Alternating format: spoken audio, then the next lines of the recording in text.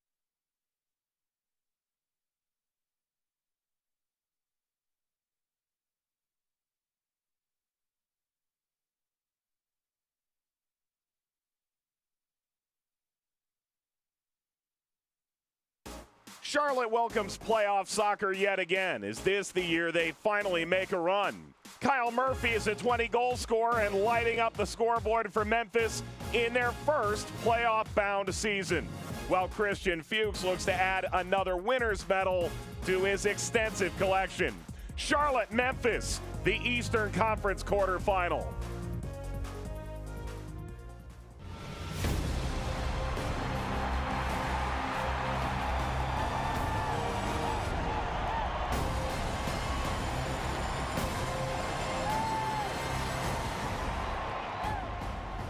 Welcome to the 2021 USL Championship Playoffs. American Legion Memorial Stadium playing host to this Eastern Conference quarterfinal, which is presented by Novant Health. It's Memphis 901 FC on the road to take on the Charlotte Independents.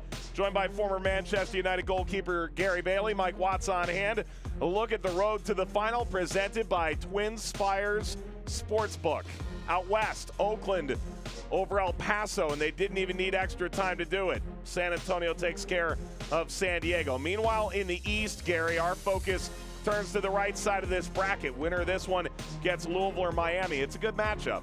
Fantastic matchup. Great teams in every position. Just on the left-hand side there, so sorry for Pittsburgh that they couldn't make it due to COVID. And for Birmingham Legion, they move on. Tough for them as well to not get to play that match, but they're through to the next round.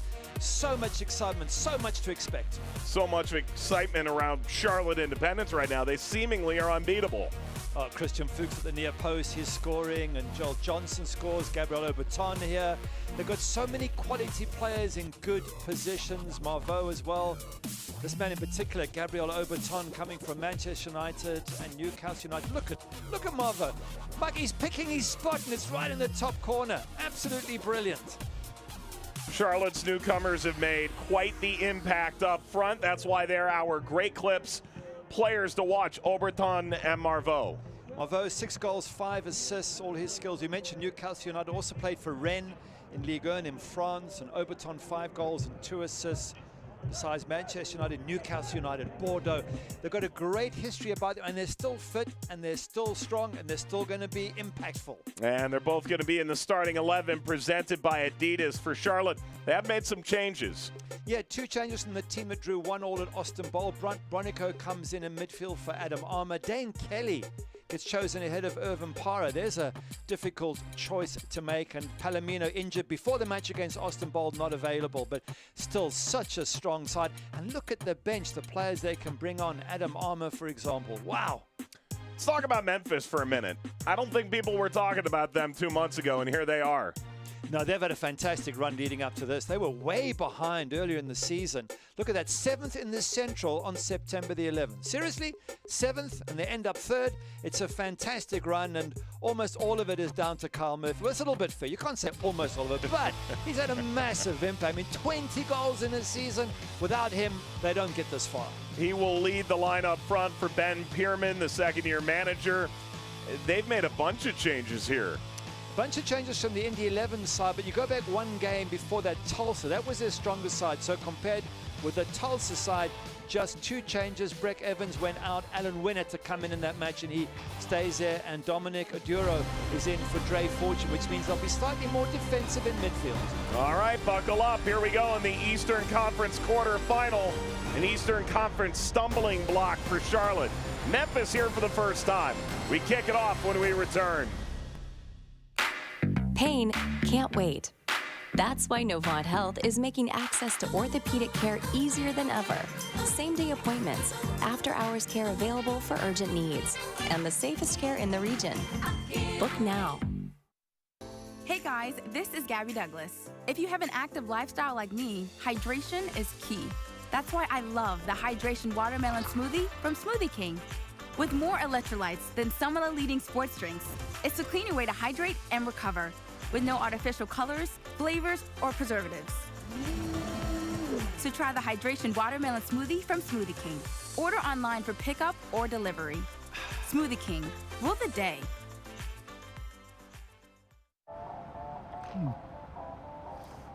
Fun fact, you know Mountain Dew and spicy chicken is the perfect combo? Does it look like I don't know that? Okay. Didn't mean to ruffle your feathers. You know, we both did the employee training, Gary. Okay, don't jump down my beak.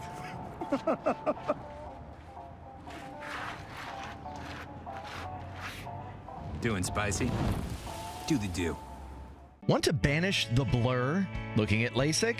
Clearer vision has arrived in Charlotte. AccuVision LASIK has opened the doors to their brand new premier refractive surgery center featuring state-of-the-art LASIK PRK technology. Their doctors have collectively performed over 40,000 eye surgeries and have been named some of Charlotte Magazine's top doctors for 2021. Schedule your free LASIK consultation today and experience the AccuVision LASIK difference. AccuVisionLASIK.com. At AccuVision LASIK, the difference is clear.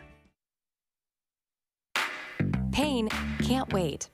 That's why Novant Health is making access to orthopedic care easier than ever. Same-day appointments, after-hours care available for urgent needs, and the safest care in the region. Book now. Closing in on kickoff, it is Memphis and Charlotte. Mark Allerton working his 19th championship match of the season, and he's ready to kick off these Eastern Conference playoffs. Kisiadu stands over the ball for a Memphis side that is as hot as any team in the East, taking on a Charlotte side can make a very similar claim and skyrocketed into home playoff position. We're underway in the quarterfinals. Memphis 901 FC taking on the Charlotte Independents.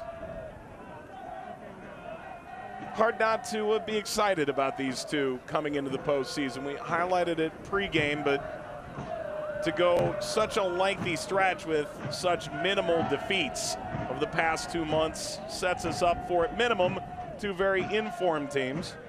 Spot on, Mike. Both in form, both in playing great football. Have a look at Charlotte's form. Only one loss in the last 13. And that was away at Birmingham Legion, by the way. 2 draws, 10 wins. 10 wins from 13. That's Charlotte. And you go, wow, good luck, Memphis. When you look at Memphis's form, only 2 losses in the last 11. One of those away at Lou City, well, I understand. The other one away at San Antonio, who, by the way, are a number of people's dark horses to win this event.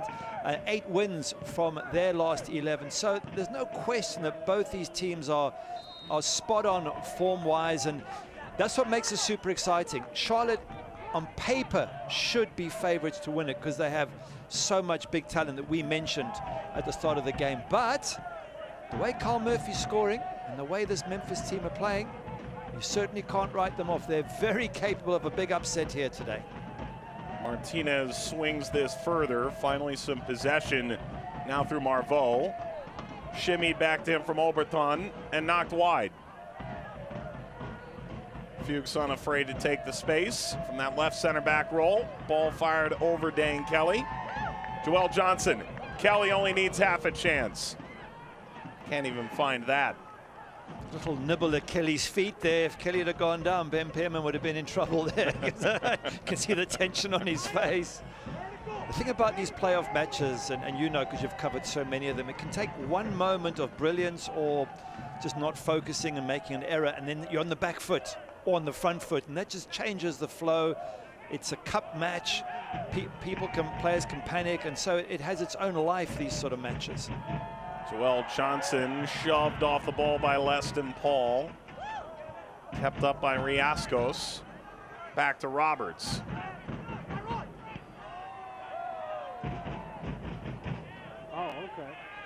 Gary, you said it a bit yourself while we spoke with the coaches for various teams in the lead up to these games. The playoffs themselves is a theory, bit unfamiliar to you, but the idea of cup football certainly isn't. Yeah, I mean, to me, this is cup football because it's a one-off. And in cup football, you just never know what's going to happen. You can come in there on great form and it goes wrong. You can be struggling and something goes right. And that's why I'm sure we've got great viewership for this match, because everybody wants to see a playoff and see what might happen. Can Memphis do it? Can the link with Tim Howard, of course, as the sporting director of Memphis, gives it that extra bit of spice, and a successful young manager in Ben Pearman. Then also these superstars that Charlotte have. You just don't know which way this is going to go. But no question, at home, Charlotte are definitely the favorites. Ball rolls all the way back to the first choice netminder now, Austin Pack. Brandon Miller was the man early, picked up an injury. Pack has done well.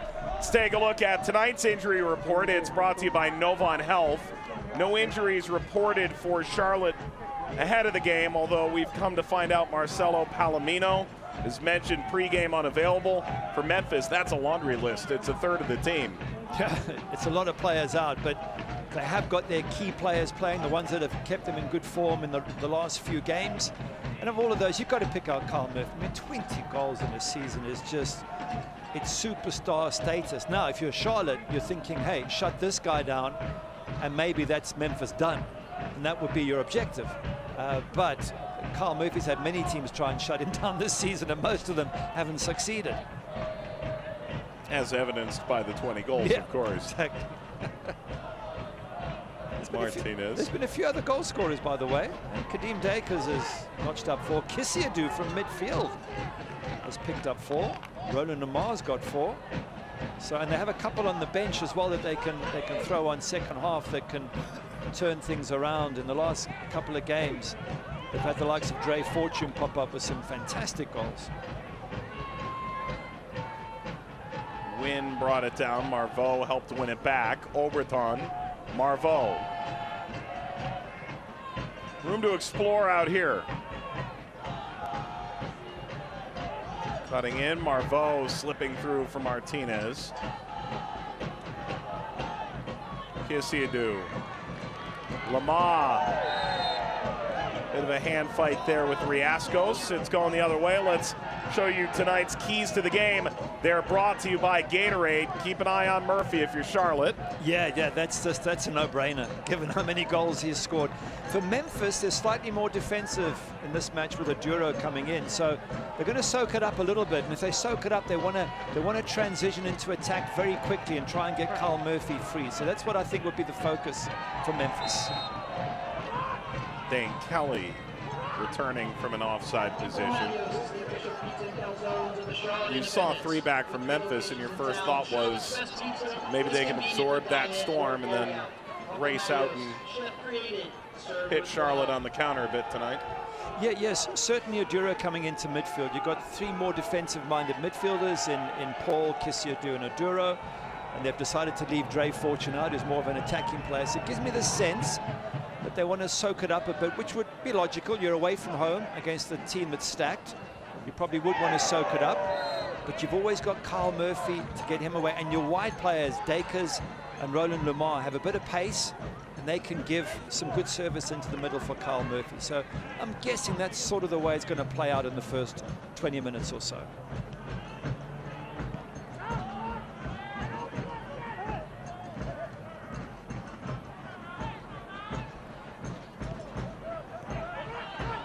Johnson, Marveau, Oberton,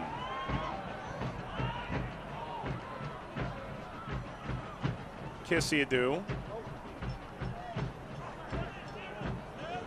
short of Lamar, Riascos. Joel Johnson picked up an injury early against Austin on the road in the regular season finale, but was able to play from the jump tonight. Armin setting up, Oberton hits the post. He beat Cropper, wasn't nearly able to get that inside. Was that a save from the goalkeeper, or was it post? If it was a save, by the way, it's a fantastic save. I'd like to see it again, but this is Oberton. This is his brilliance. First touch just sets him up perfectly, thumps us low and hard. That's a goalkeeper save, Mike. Giving credit to all the wrong places. Yeah, well, it's a fantastic save from Cody Cropper, but it's just a little inkling of what Charlotte can do when they attack. So many players that can hurt you. Armin serves, falls, Oberton! Oberton a second time. This may be the story of the night. This is the pressure that Memphis will need to absorb. There's a few players there in that Memphis defense who are looking at each other and pointing and saying, first it has to be a much better header there from Alan Wynn. Good block on the line, by the way, from the big man Niall Logue. But this is Oberton, and he's just one of 3 or 4 players who can put you under pressure. But good defending. We said they would have to soak it up a bit. Maybe they can soak it up for the entire match, I don't know, and catch Charlotte on a counter-attack. But whew, it's going to be a busy night for Cody Cropper, you would think. Tonight's corner kicks are brought to you by Chick-fil-A.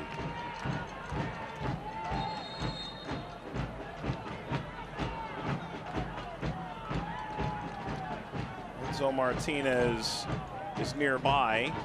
Mark Allerton is having a conversation about the distance between the player and the ball.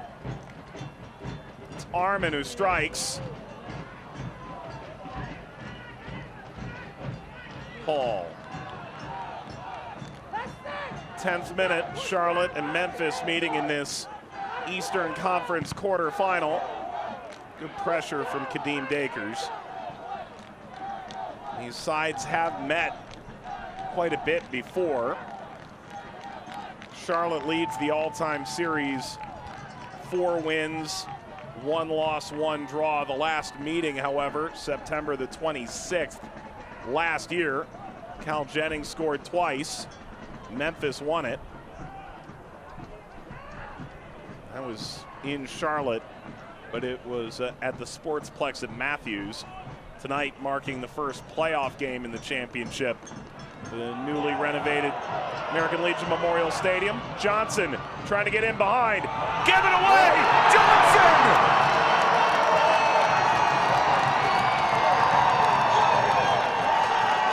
Catastrophic in the back from Memphis. They just couldn't clear their line. Charlotte has the lead at home. Oh, that's a bad error there by Cody Cropper. He's just made a fantastic save a couple of minutes ago, but Alan Wynn gets there first, plays it back to the keeper. He tries a little clever pass back to Wynn, who had already moved away. It goes straight to Joel Johnson, who says, thank you very much. Have a look here. He just slips Cody Cropper, tries to get his balance back, tries to get the ball to Alan Wynn, and it goes straight to Joel Johnson, and he is not going to miss an open goal from 8 yards out. And the pressure has told already. Charlotte Independence, the favorites at home, are 1-0 ahead.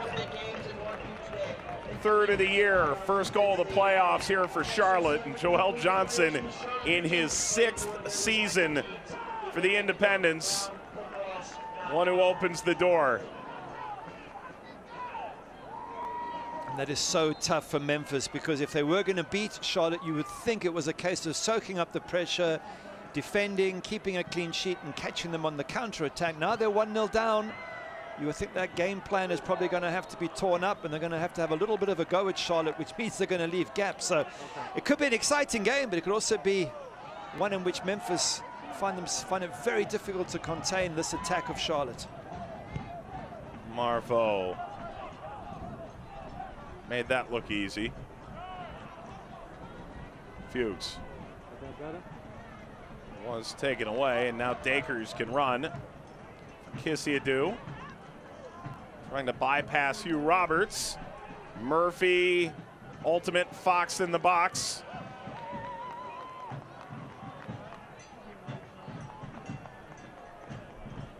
I'm just feeling so sorry for Cody Cropper. He made a fantastic save minutes before with his right hand. He must have been feeling great about it, but he just got overcomplicated in the box. Just don't try and play it out. You know, they're on the attack. There's blue shirts everywhere. Boot the ball down the pitch. I understand you want to play it out when you've got time and there's no pressure, but he's tried to be a little bit too cute there, Cody, and he's paid a huge price, and now his team are on the back foot.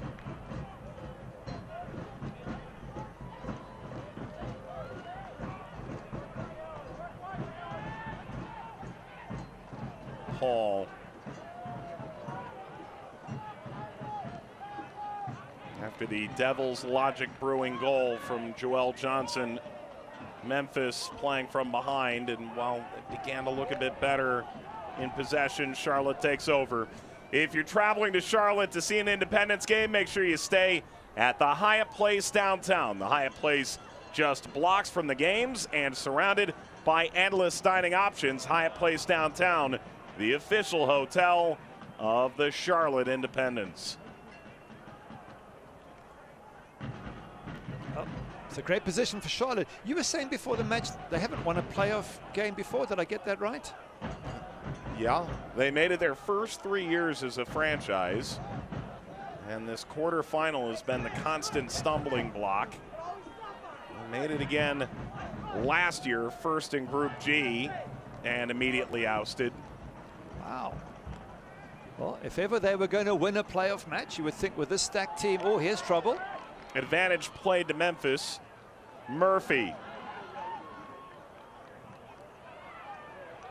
Enzo Martinez steps in. Murphy got tripped up.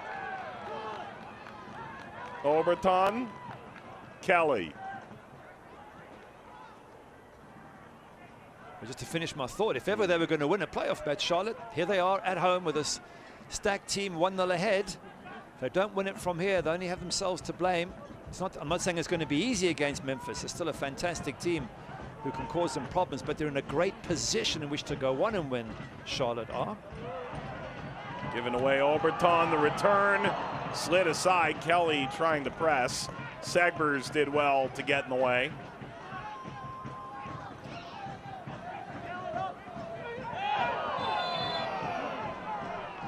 You sort of wondered, coming off 3 games in a week and finishing with one of the more head-scratching finales on the league slate, just how Charlotte would come out. So far, so good. They've been up to it. That's Riascos the foul.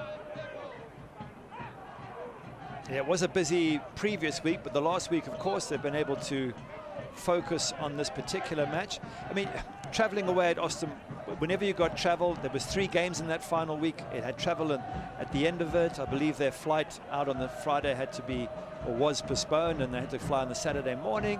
All these issues, and they were still battling for second spot right up until the last moment when Pittsburgh drew at home to Hartford. So yeah, it took a lot out of them, but I also feel that you want to enter the playoffs in fighting spirit. We've seen with El Paso, teams that qualify early, they go off the boil a little bit and it's hard to switch it on. So Charlotte have come in, as have Memphis, playing well, having tough games. I mean, Memphis had that 3-2 win over Tulsa. That was an important battle for them. And there's the 2 hardened teams who are right in top form, I would think, coming into this match.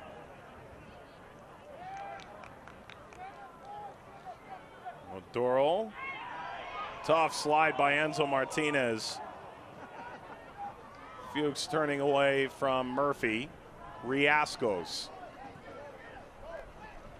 So on your point about Austin Bold, Mike Jeffries did mention to us this week, it's interesting, you very rarely play 2 teams from a separate division back to back, and that's what they've done. They've gone obviously to Austin Bold, different division, and now they're playing cross-divisional playoff match. So he said it's just weird that your preparation for 2 games involves teams that you rarely play against, and you're obviously scratching around for information and getting old, tapes out of games and figuring out how the opposition play. Roland Lamar is down, but he's working his way back to his feet. Mark Allerton says play can resume. To your point, and Lamar has gone back down. He's gotten a bit closer to the touchline, but continuing to stretch that leg out. Imagine in your playing career, newly promoted, or perhaps the FA Cup would be instances of seeing lesser known sides and trying to maybe get to know them a little bit better. Yeah, FA Cup in particular, you often played teams from a different division. And if you played them away from home on pitches you hadn't played on before, and I'm assuming Memphis haven't played on this pitch, as we see Lamar go down. Not many teams have, because it is a new pitch. So new pitch, different team, you've got to figure it all out, and you've got to weigh it all up, and you've got to do it very quickly as a professional. And if you're 1-0 down, which Memphis are, you've got that sort of little worry in the back of your head that you can't afford to go 2 down. So it really is a pressure game now for Memphis, and one in which they're going to have to use their experience. And they've got some older players. Kadeem Dakers is 30. He's been there before. Skylar Thomas, 28. Cody Cropper, 28. Leston Paul, 31. Pity they lose Lamar at 33, one of the older players, and sad to see him go off this early in such a big match. But Michael Salazar is a very, very good replacement. A complete construction services substitution. So Lamar only managed 479 minutes over the course of the season, including tonight. Has to come off due to injury inside 20 minutes. And to your point earlier, Salazar is a nice pop off the bench, 6 goals on the year. Yeah, very good player, and Memphis are lucky to have someone like that they can bring on. See Charlotte, they're so tidy on the ball. They've got players who, having played at such a high level, can move the ball nice and quickly. Before you even close them down, they're moving the ball around. And add the new signings, the likes of Enzo Martinez, you start to, and Joel, it's a stacked side, and that's why many people have them to possibly go all the way and win this tournament. But first steps first, they have to beat this very good Memphis side.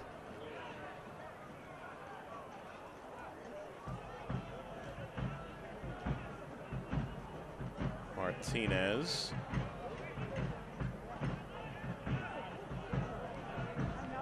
Roberts, Riascos, slowly meandering back to pack. Just looking at this from Memphis' point of view, when we chatted to Ben Pearman, we asked him what he had to do to win this match. He said, well, we have to have a complete game, first and foremost, to beat Charlotte. He said, but very important we get our fullbacks up front, especially Segbers down the right, who's been in great form, and he's very happy with what Segbers has done this season. He says, we need to push them up. There is Ben Pearman. He said, if you can get our fullbacks up and attacking, then we can start to put Charlotte under pressure. Guess you do, making enemies.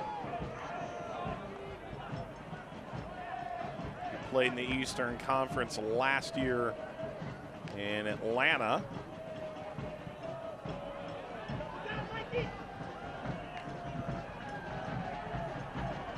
Oberton. Johnson. Johnson over Kelly. Marveau was sniffing at the backside. Settled by Bronico. Enzo Martinez. Riascos.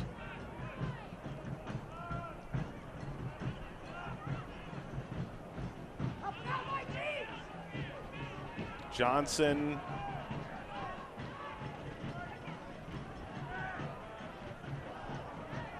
Oberton outwitted there by Dakers for the moment, but he's responded in kind. Kelly gives off. Rolled outside, Johnson from Marveau, now for Kelly. Wow. I tell you, if that cross is a little bit better, just floats it away from Joel Johnson, but Dan Kelly was in the middle and waiting. And they've been probing around the edge of the box. They move the ball so well. Oberton fights to win this back, which is absolutely brilliant. Then beautiful ball out wide. First touch, brilliant. Head up, find somebody. Joel Johnson on the right-hand side, first time touch. They're moving the ball so quickly. They're making it extremely difficult for Memphis to stay tight to their strikers. And again, that is why so many people feel Charlotte will be very difficult to beat, even if you're a Tampa Bay or a Phoenix Rising, because they move as they're doing now. This one-touch football is so hard to defend against. It's allowed back by Skylar Thomas, scooped up by Cropper. And yet for all that, Mike, for all the sort of fabulous descriptions of well Charlotte are playing, it's a mistake by Cody Cropper that separates the teams. Memphis have managed to defend. They've been on the back foot a bit. But if Cody had just got rid of that ball, it would have been 0-0, and it's a different story.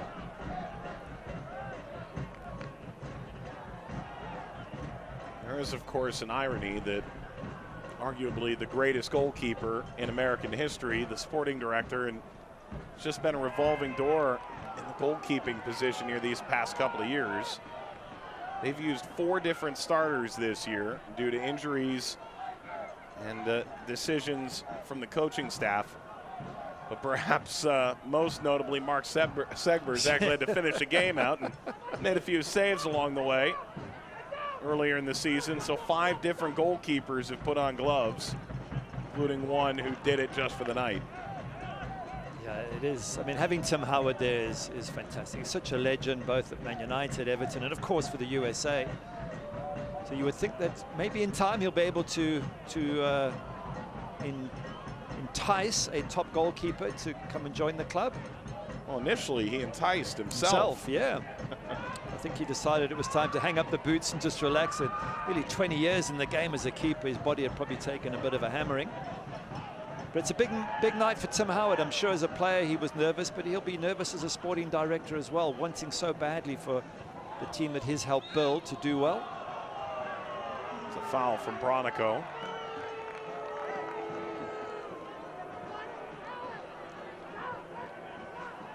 Stoppage past the midway point of the first half, and we can tell you that Aquafina is the official water of the Charlotte Independence, and the game heats up.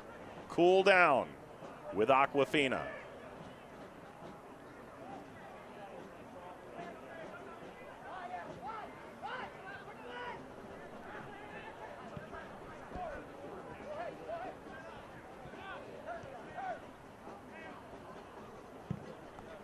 Kissiadou. Put that on a good spot. Segbers will get a second bite of the apple. Hall comes forward, bypasses the Oberton challenge. Throw for Memphis. Don't need closed captioning to understand Enzo Martinez in this. Not happy at all. He thinks it's his throw. By the way, Oberton came sliding in. He was lucky he didn't catch anybody with that tackle. Otherwise, he'd have probably got himself a card.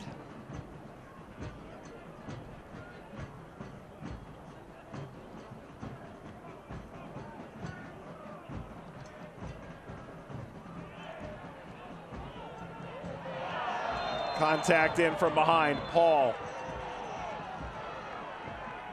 Liston Paul saying that Dan Kelly put an arm out in his face, which he sort of did, but at the same time, Leston Paul was all over Dan Kelly, so I think it's a little bit of both here. The referee deciding that Leston Paul was the bigger culprit.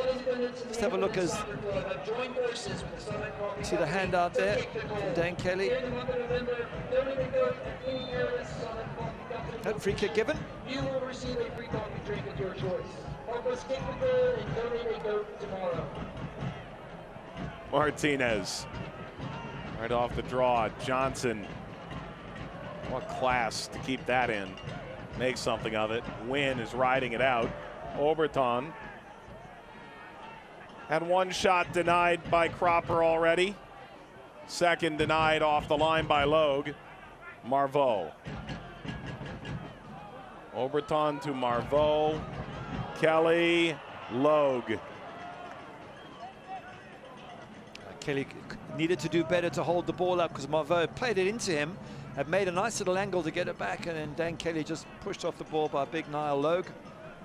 But my concern for Memphis is they can't afford to go 2-0 down. Go 2-0 down against the side and you really have got a mountain to climb. So they've got to keep it so tight at the back, and yet they have to obviously create some attacks themselves. So it's a very delicate phase of the match for the visiting team. Salazar hasn't touched the ball at all yet since coming on due to the injury to Roland Lama. Grabbed here by Pack. Well, the Eastern Conference is going to be settled as far as the semifinals go by the end of the night. Rowdies are playing Tulsa. That game kicking off in minutes on ESPN+. The 1 seed of the Atlantic playing the 4 seed of the Central, and then the 1 seed of the Central, Louisville, kicks off against Miami, 4th seed in this Atlantic division, in just over half an hour. Lynn Family Stadium. Oberton, Paul Karam back out. Johnson circles back. The big news of today, Birmingham was slated to welcome Pittsburgh tomorrow afternoon in Alabama. That game has been canceled. Birmingham will advance in the postseason after a COVID outbreak affected the Riverhounds this week. That news came just before noon today. It's such a rough break for the Riverhounds. You work all season to get to the playoffs. You battle and fight. They even went to Miami to play the last 24 minutes of a match that ended with a refereeing error. They traveled all the way down. They fought. They took it from a draw to a win, got the extra point, and then at the end of it all, just when you're about to have your playoff match, you get an outbreak of COVID. It's, you know, for the Russell Cicerones, he's had an unbelievable season. Alex Dixon, Conrado Forbes, Bob Lilly, of course, and the rest, everyone involved. And also for Birmingham Legion, who are going to have their first big home match in the playoff. It's a huge blow for them as well. But I guess the upside for Birmingham as they go through the next round. For Pittsburgh, that's the season over, and without even having played the game. Such a tough break. And with Birmingham, realistically, the idea that they will get a playoff game at home later this year really depends on other results, but doesn't seem highly likely at this stage. Take some upsets. Yeah, look, tough for the fans if you don't have a playoff match, but as a professional, your job is to proceed in the playoffs. So as upset as the players might be to some extent, they'll also be like, you know what, we're through. Let's focus on the next match and see if we just can't keep on going. The fans will love it, home game or not. If their team keep progressing. If they win the title, it's irrelevant. Exactly. Yeah. Marveau, early ball. Comes off of Skylar Thomas. Corner coming for Charlotte.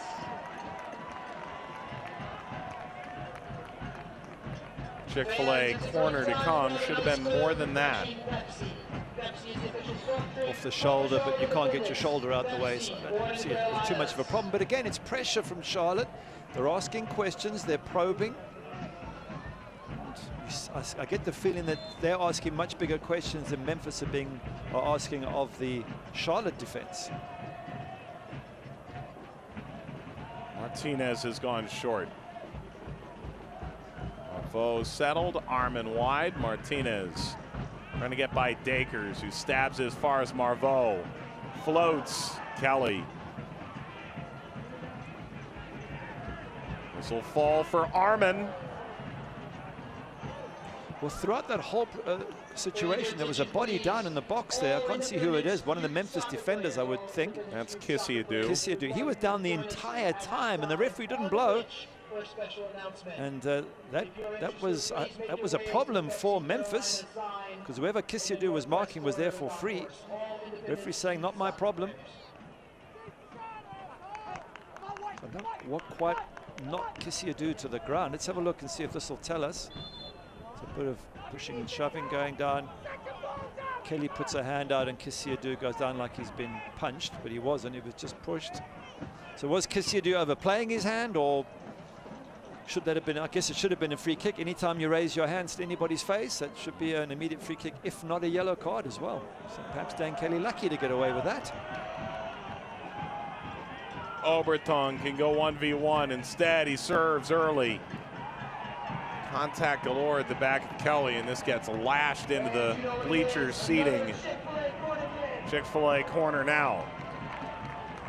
And on that last incident with the pushing in the face for Kissiadou, in a world in which a lot of games that we watch have VAR, players in that situation, the fans getting behind it, players throughout Europe, if they get pushed in the face, they go down because they know VAR will pick it up. But without VAR, you can't assume that. So you have to have a slightly different mindset with these sort of games. You know the referee's not going to see a lot of what goes on. Just impossible for the ref and the linesman to pick it all up. Armin, ball bouncing in front and whipped toward the goal. It is away. Riasco's chasing. Referee's pointing, it's a good goal. Fuchs in front of the Charlotte faithful has given the Independents plenty to cheer about. 2-0 up. This is a problem for Memphis. This early on, half an hour gone, 2-0 down. It was a bit of a scrambled goal, not dissimilar to the first one, in which you expect better defending. But let's have a look and see exactly what happened. Corner comes in and immediately hits the goalkeeper, Cody Cropper, comes to Christian Fuchs. He takes a shot off the line. Then I didn't cross the line. The assistant referee says the ball crossed the line before it gets pushed off the line by, I think, the big defender. And the assistant ref is in line with it. He says it goes over the line, and therefore we have to go with his opinion. But absolute scramble at the back there. I think it was Mark Segbers who's trying to clear it off the line, but Christian Fuchs gets the goal, and now it's a real mountain for Memphis 901 to climb. A Devil's Logic Brewing Company goal, 32nd minute. And the man who's on loan from Charlotte FC, essentially transferred in from ESPN's Euro coverage, where he sat on the desk set. Well, 32nd minute to go with the 10th minute goal from Johnson, and the man with a winner's medal from Leicester adds to a goal from the man who used to be on Real Madrid's books. Got the opener for Charlotte. Well, this is exactly the concern I had for Memphis, the second goal going in. And now they're going to have to really open up, and the moment you do that with Joel Johnson bombing down the one wing and Dan Kelly through the middle, it could become a bigger score. But there's no choice now for Memphis. And to be fair, when we chatted to Ben Pearman, he said this is how they took on Loose City, and they lost the match, but they went toe-to-toe. Well, guess what? They're going to have to go toe-to-toe with Charlotte now. Taken back by Oberton.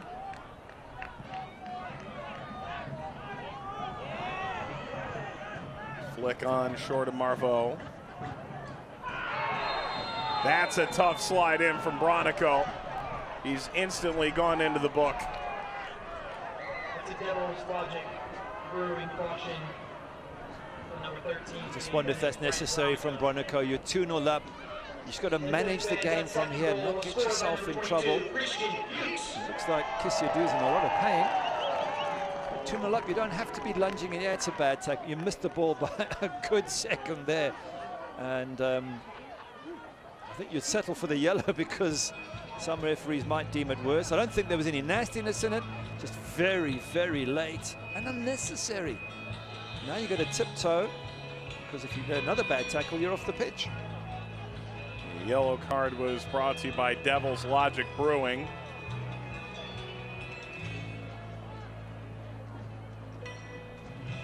The concern here is that Kisiadu is staying down, and sincerely hope he's not badly hurt, because he's a crucial player for Memphis in the middle of that pitch. We'd love to have you on the pitch at halftime for a special announcement. The athletic trainer continues to attend to Kisiadu. In the northwest corner of the concourse, all Independence youth soccer players.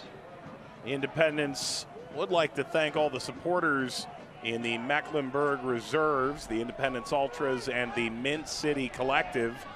Your support all season, giving the Jacks a great home field advantage. They're certainly saying, let's go you Jacks, and Kisiadu is really hobbled out of this. Enzo Martinez gives him a pat on the back, and Ben Pierman is asking questions of our fourth official. That's a worrying side there, because he really is struggling, Kisiadu. Laurent Kisiadu came out of the Atlanta United Academy, a Ivorian midfielder with a bit of time in Charleston, then went through Atlanta and eventually into Memphis. Really not a piece they can afford to live without. No, one of their key players, no question about that. Here they are, they're looking more likely in attack. 5 white shirts in that final third, 6th one joining now.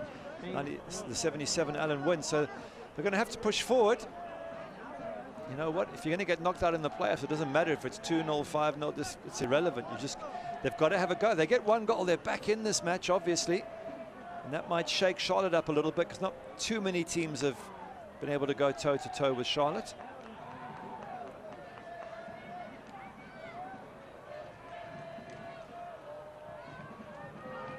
There's room here for Wynn.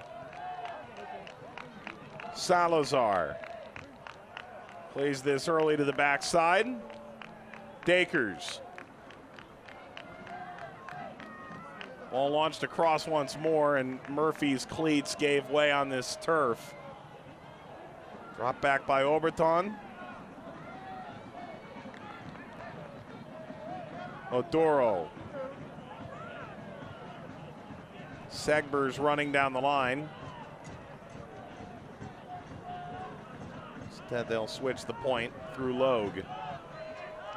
Just assuming at this stage Ben Pierman must be very frustrated, because he said to us we need the complete game, and the complete game is no errors. And both goals, the first one obviously very sloppy from Cody Cropper, the second one from a corner, doesn't get cleared properly, goalkeeper and defenders all over each other, ball drops to Christian Fuchs, they can't quite clear it away. So they're just 2 goals that Ben Pierman will think, well, we can't afford to give those sort of goals away. It's a tough enough match as it is. That's why I say you don't know what happens in cup football. You can plan all sorts of things, but at 2-0 down now, I think you just tear all those plans up if you're Memphis and just try and play on the front foot. And looks like there's a player down here off the ball.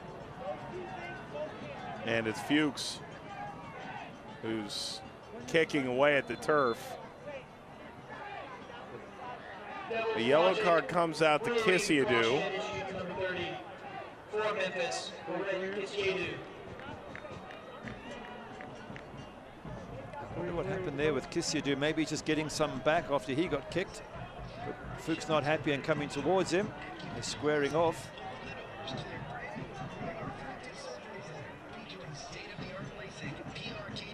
Now all the players are coming together.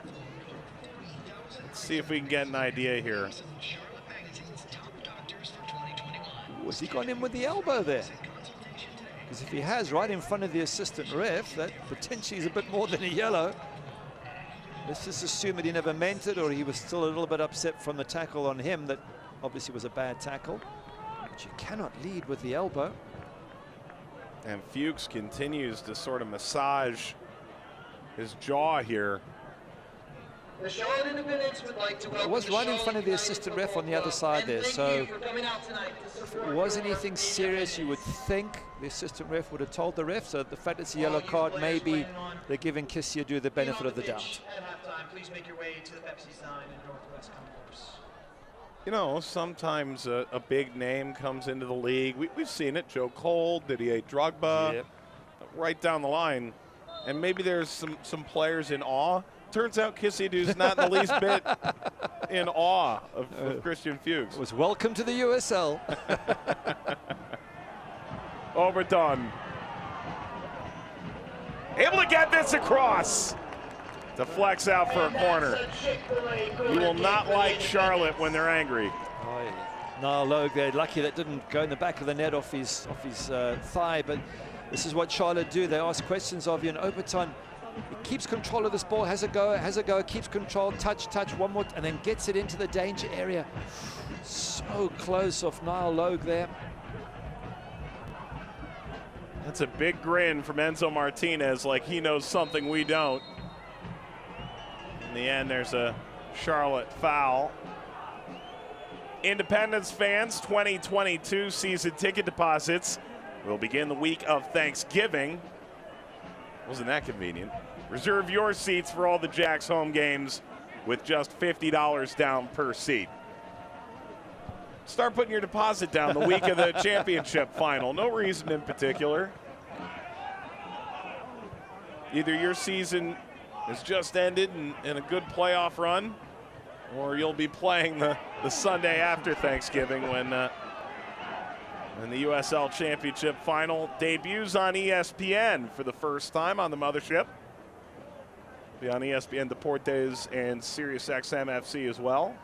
It'll be a great game no matter who gets there, because all these teams have just been absolutely stunning this season. I mean, there's been such quality in the USL.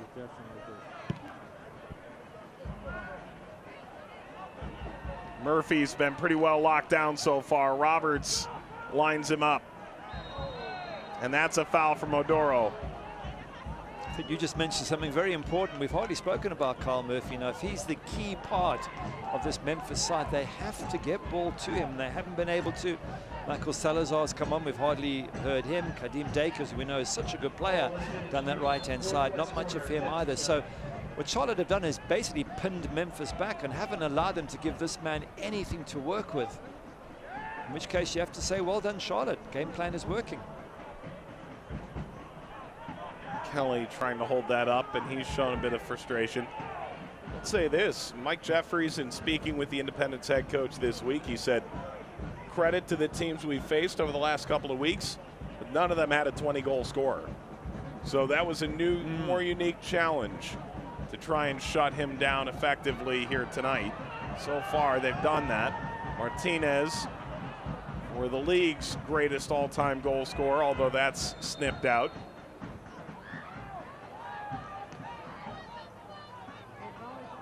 Well, come back, it's with Memphis. I think the Charlotte have taken on Pittsburgh with Russell Cicerone, and he was very close to 20 at the end of the season. They've taken on Tampa. Guenzardi had a fantastic season as well. So Lancaster's another one. All ending in the 20s. Yeah, so I think they've got a fairly good idea, but the best way of stopping an opponent's striker from scoring is to have them defend. And that's pretty much what's happened with Memphis. They've just been trying to deal with this lovely passing ability of Charlotte. Overton, Jan Marveau.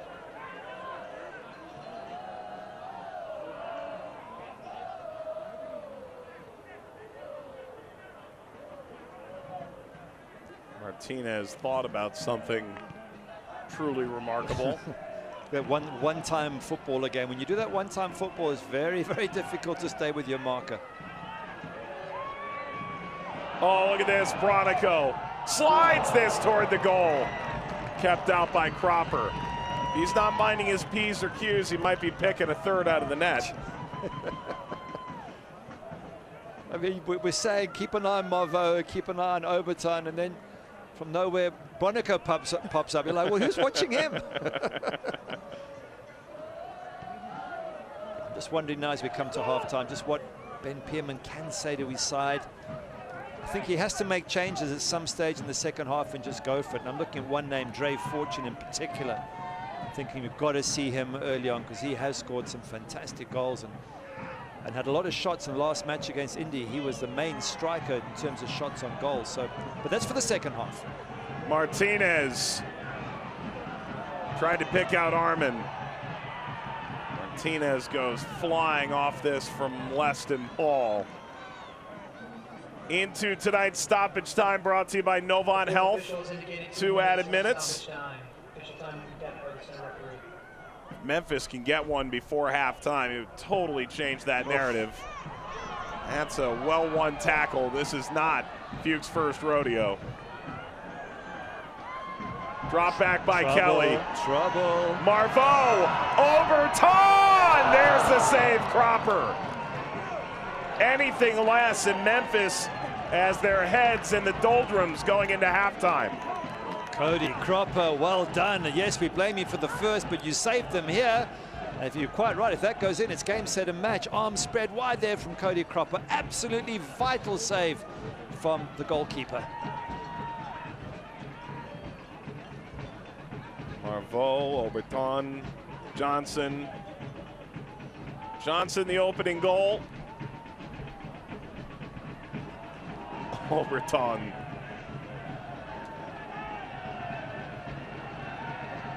Flicked ahead, nearly through. Kissiadu, brilliant.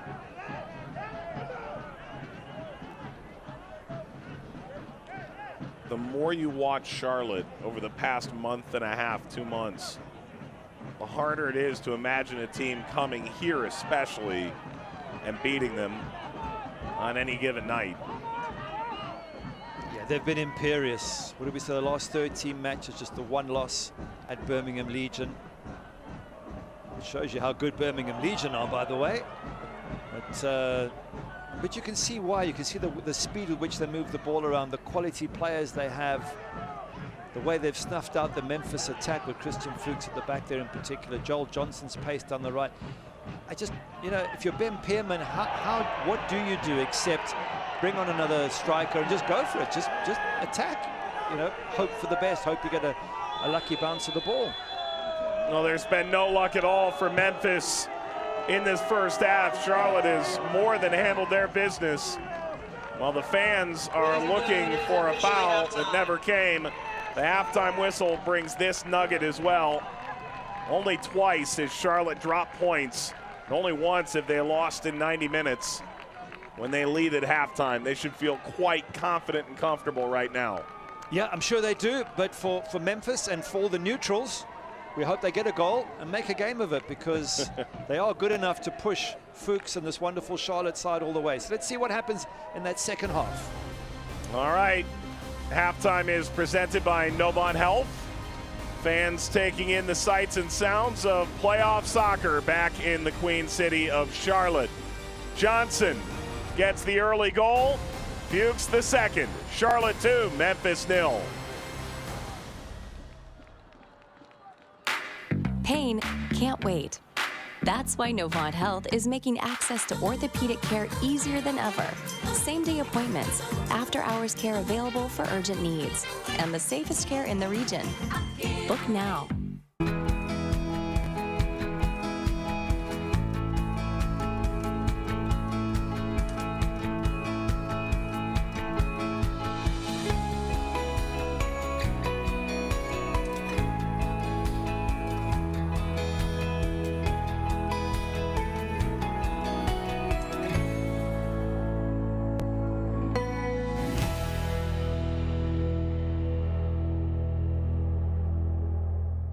Want to banish the blur? Looking at LASIK?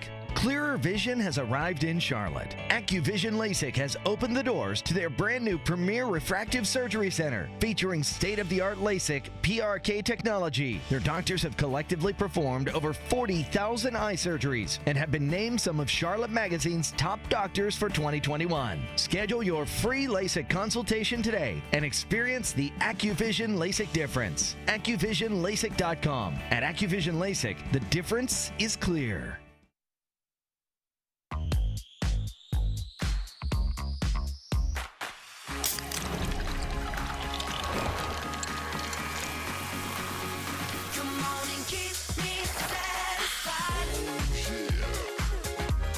Duckworth's Grill and Tap House is your destination for great food. Duckworth's is open for dine-in, carry-out, or delivery. Make sure you complete your order with an ice-cold Pepsi. Duckworth's is locally owned and operated. Pepsi, that's what I like. Pain can't wait. That's why Novant Health is making access to orthopedic care easier than ever. Same-day appointments, after-hours care available for urgent needs, and the safest care in the region. Book now. Independence fans, we have a big announcement. The W League will be coming to Charlotte next year, as the Charlotte Independents have signed on to field a pre-professional women's team in 2022. Look for doubleheaders with the men's first team at American Legion Memorial Stadium in 2022.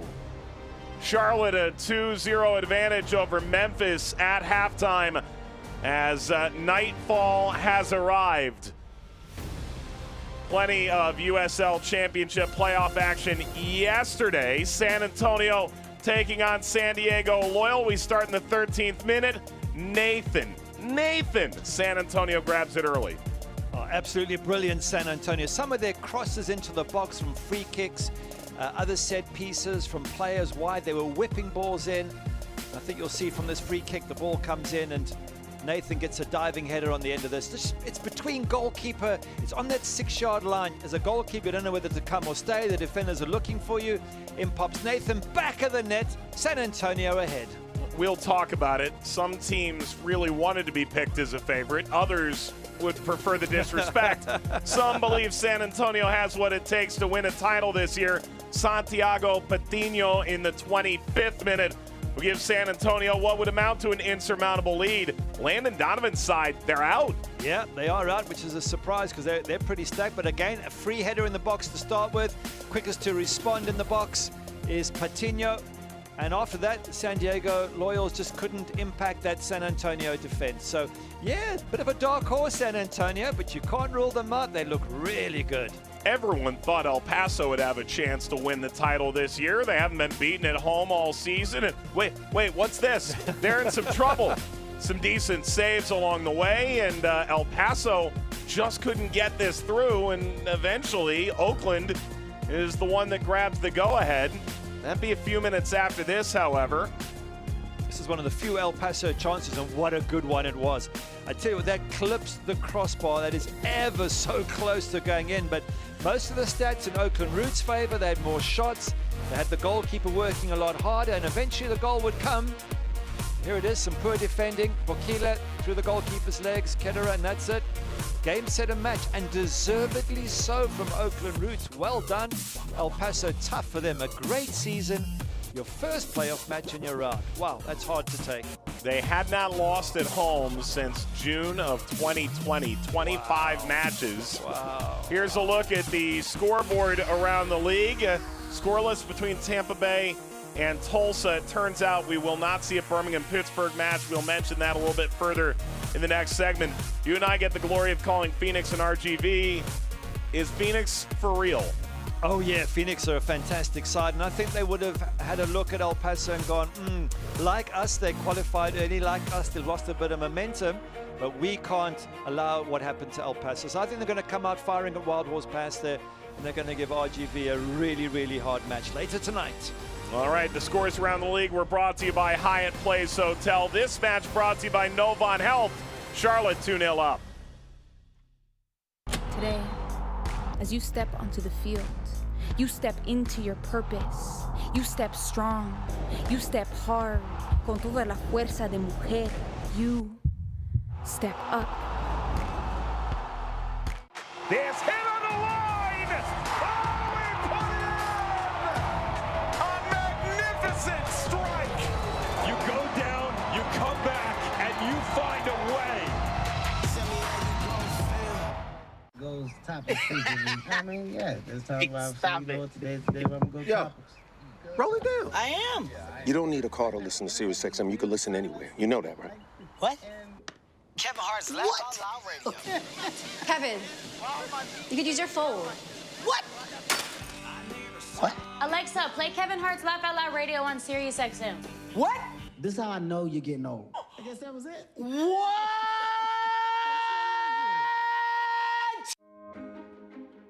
am a first-generation student here at Bellevue University. I feel like if I were to have gone to a different university, my experience would have been a lot more stressful and overwhelming, because I feel like I wouldn't have gotten that personal experience that Bellevue University has to offer.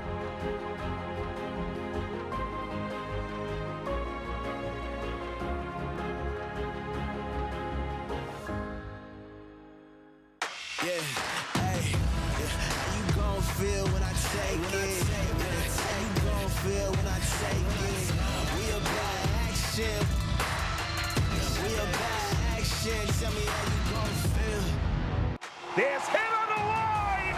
Oh, we put it in! A magnificent strike! You go down, you come back, and you find a way. Hey guys, this is Gabby Douglas. If you have an active lifestyle like me, hydration is key. That's why I love the Hydration Watermelon Smoothie from Smoothie King. With more electrolytes than some of the leading sports drinks, it's a cleaner way to hydrate and recover, with no artificial colors, flavors, or preservatives. So try the Hydration Watermelon Smoothie from Smoothie King. Order online for pickup or delivery. Smoothie King, rule the day. Welcome back to the USL Championship Playoffs presented by Twin Spires Sportsbook. Mike Watts, Gary Bailey back with you. Let's take you through the latest news and notes from around the USL Championship. Haji Berry has won the Golden Boot, and Evan Laurel has won the Golden Glove. Which one's more surprising to you? Haji Berry is not surprising that he won the Golden Boot. What surprises me, he didn't break Cam Lancaster's record. He was sitting on, 23 goals with something like 7 games to go. And we're like, get over the line, Haji, you can do it. And he just struggled those last few games, and it was such a great season. I was hoping he'd go and maybe even reach 30 goals. For Evan Laura, fantastic season. Did he make some wonderful saves throughout the season? So very happy to see him get the Golden Gloves. Meanwhile, perhaps what's intriguing about the bracket, 2 teams that aren't there changing their managers last week as well. Mike Anhauser is out in Charleston, and Troy Lesane has left New Mexico United. But only 16 could make the field. Which matchup do you like most here? Oh, do me a favor. I mean, every single one of them is a classic matchup. Got to say, I'm gutted for Pittsburgh Riverhounds with the COVID situation that they didn't get to play. Gutted for Birmingham Legion. They didn't get a fantastic home match as well, but they do get the buy into the next round. But for everybody else, I mean, Tampa Bay, be careful of Tulsa. I mean, Tampa are a great side, but Tulsa, that might be tricky. Our match, of course, always a wonderful game there, watching Independence against Memphis. Lou City, Miami.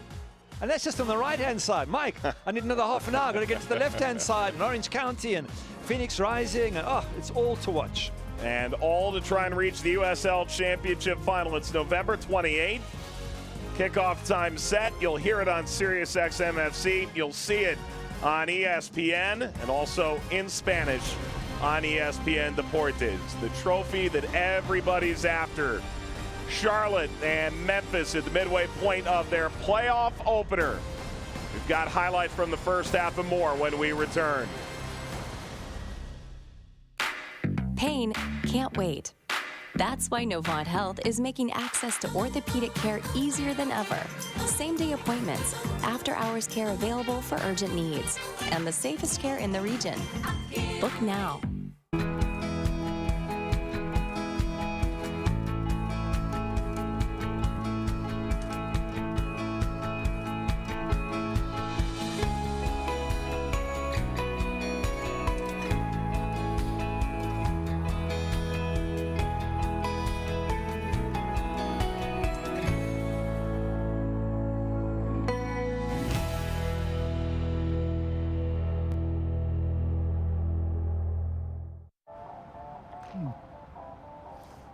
Fun fact, you know Mountain Dew and spicy chicken is the perfect combo?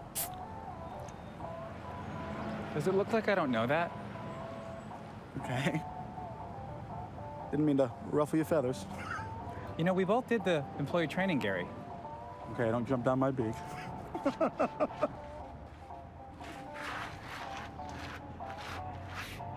Doing spicy? Do the do. Want to banish the blur? Looking at LASIK? Clearer vision has arrived in Charlotte. AccuVision LASIK has opened the doors to their brand new premier refractive surgery center, featuring state-of-the-art LASIK PRK technology. Their doctors have collectively performed over 40,000 eye surgeries and have been named some of Charlotte Magazine's top doctors for 2021. Schedule your free LASIK consultation today and experience the AccuVision LASIK difference. AccuVisionLASIK.com. At AccuVision LASIK, the difference is clear. Pain can't wait. That's why Novant Health is making access to orthopedic care easier than ever.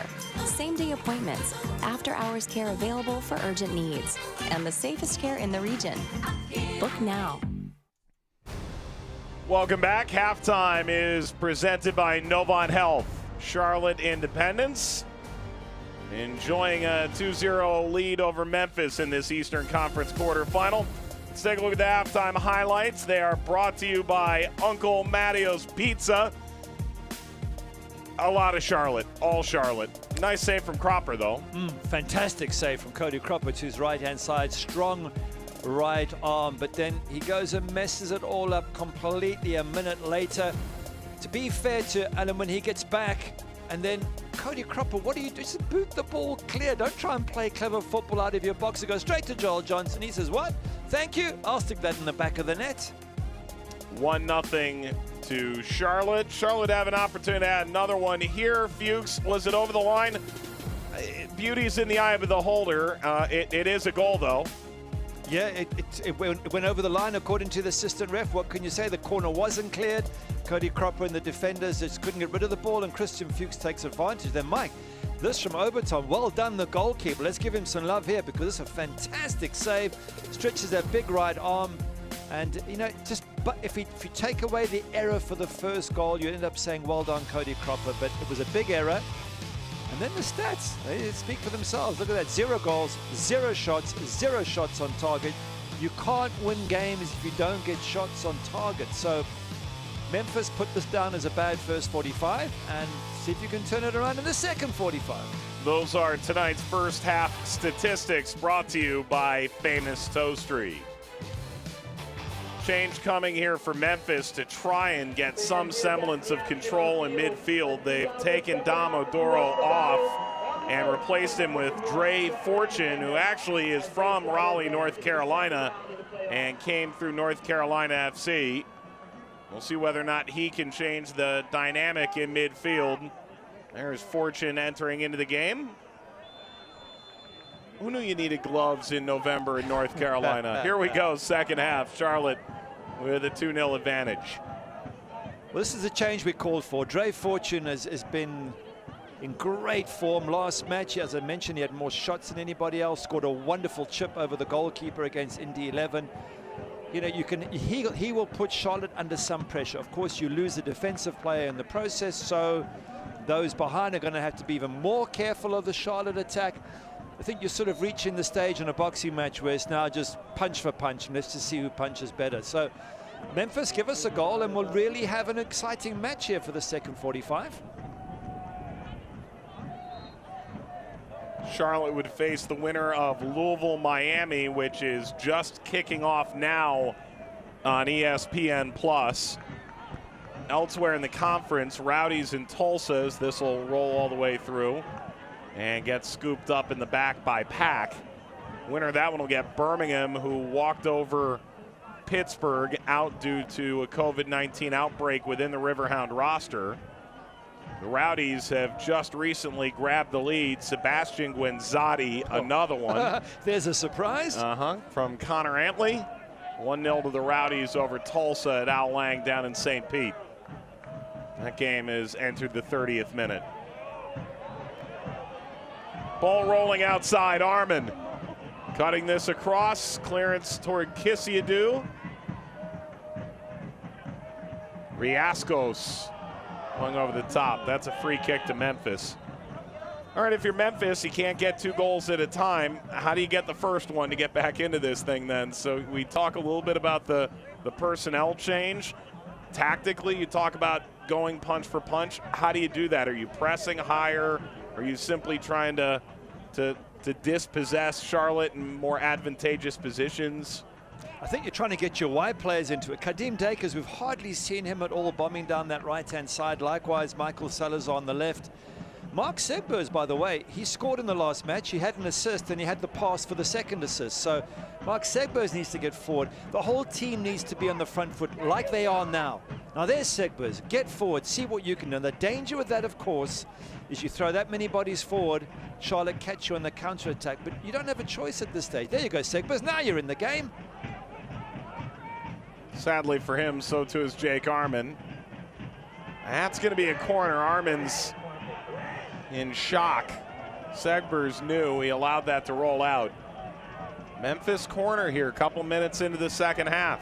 That's a set piece for Memphis. That's on the front foot. That's giving your big boys in the box something to go for. Look, Charlotte scored from a corner first half. Why shouldn't Memphis? Gotta love the ball kid shouting at Dre Fortune. Thumbs down and such. Fortune delivers. That was a decent enough ball for Logue. Contact from Oberton. And flicked out by Fortune.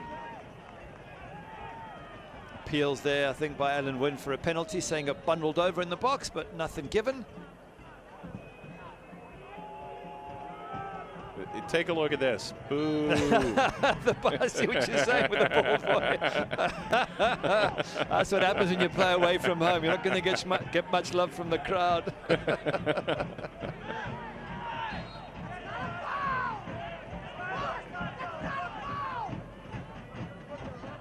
Important few minutes for Dane Kelly. And you've got Irvin Parra on the bench, another wonderful striker.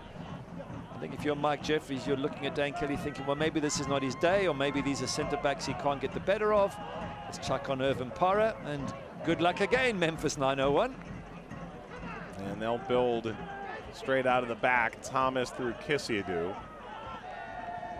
Now, Charlotte was selected by one of the esteemed panelists on the USL's playoff preview show that's still available on ESPN Plus if you happen to be a fan of any team and want to be angry at some pundits, which has largely been the case around the league. But it turns out, Gary, whether you are for a team or against a team's long-term potential in these playoffs, you still make the coach somewhat disappointed.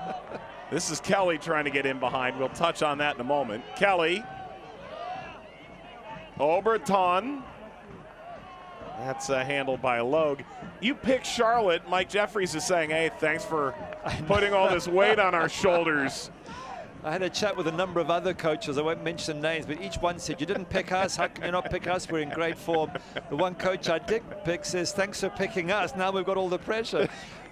But and I had a giggle with Mike Jeffries about it and with the other coaches, because I get it. As a coach, you're trying to use everything you can to fire up your players. So when pundits say you're not going to win, you go in the locker room and say, who are these guys? Who they think they are? They know nothing.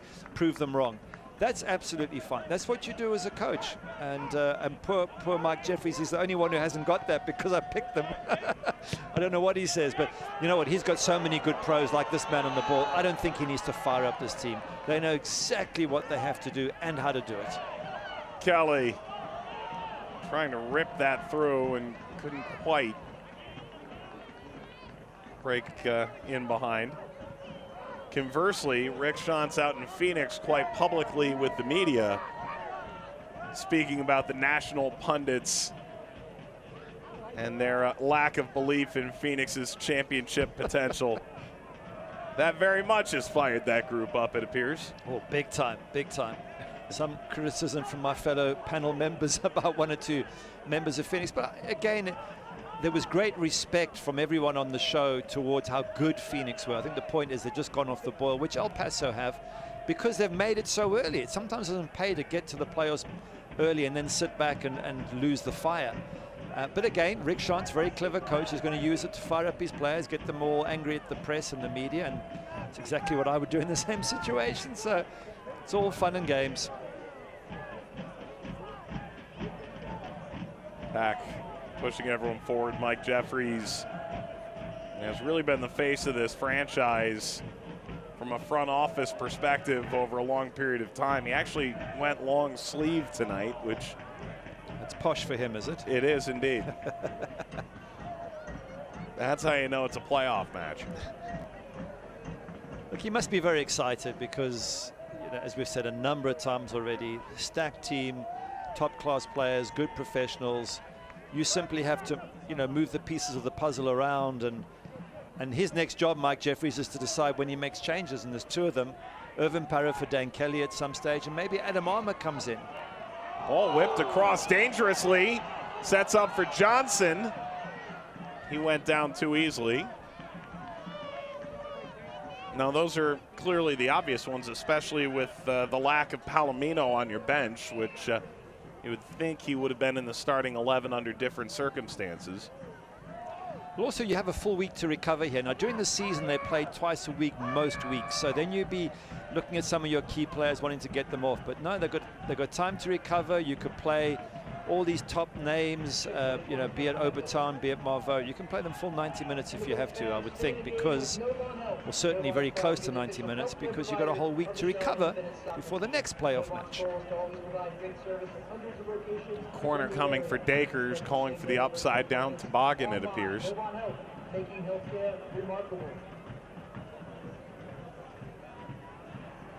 Fan of that show? No? Okay.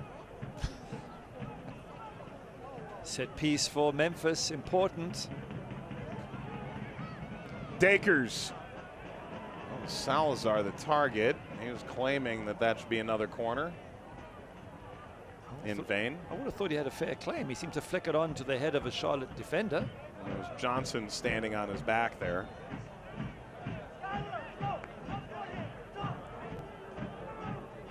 You know, the clock is ticking. Yes, there's plenty of time. Or is that ball? It's a waste of possession there by Austin Pack.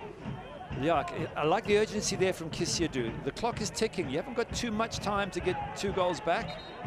It looks like plenty of time on the one hand, but that clock will move rapidly when you're a player on a losing team. So they need the energy there, and I love that Kisiadu was trying to move things along nice and quickly from Memphis 901.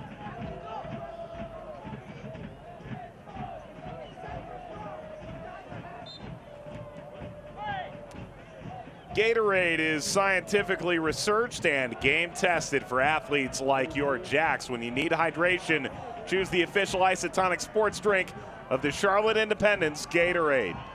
Marveau went down, apparently enough of the ball from Thomas to lead to a Chick-fil-A corner. He got something, the question was what? He certainly did. Skylar Thomas gave away a penalty against FC Tulsa. Ooh, I tell you what, if there was VAR, there'd be a long deliberation and a discussion. But there isn't VAR, so it's a corner. But yeah, he gave away the first goal against FC Tulsa, Skylar Thomas, in the 6th minute. Also from a sliding tackle, very similar. Enzo Martinez dangerously. Kelly flicks back for Armin, and an injured player down for Memphis. You can see Armin and Martinez both running over to Mark Allerton, the referee. I mean, ultimately, any potential head injury that occurs in the penalty area, in the interest of player safety, this is what you'll see. I think the question they were asking is was it really a head injury, or was it a very clever maneuver to stop the game? I would like to think it's only a head injury, or there's trouble off the pitch here by the looks of it. What's happening here now? Oh, here we go. Let's have a look. Is there a connection of heads? To the backside there, Murphy. Conversely, Ben Pierman left the technical area there and walked down the sideline to try and get the referee's attention. Enzo Martinez, who likely was the star of his high school debate team, is in the midst of his latest quandary. Lots of debate here. The referee needs to get on with it now. It's a drop ball, you would think, to Charlotte, because they had the ball at the time on the edge of the box. And what an intriguing place to get it. And Enzo's saying the same thing. He's saying, well, hang on a second, we had the ball. If you're going to drop it, you have to give it to us. Well, Mark Allerton's using the 4th official in AR to his benefit. You could see him using that earpiece.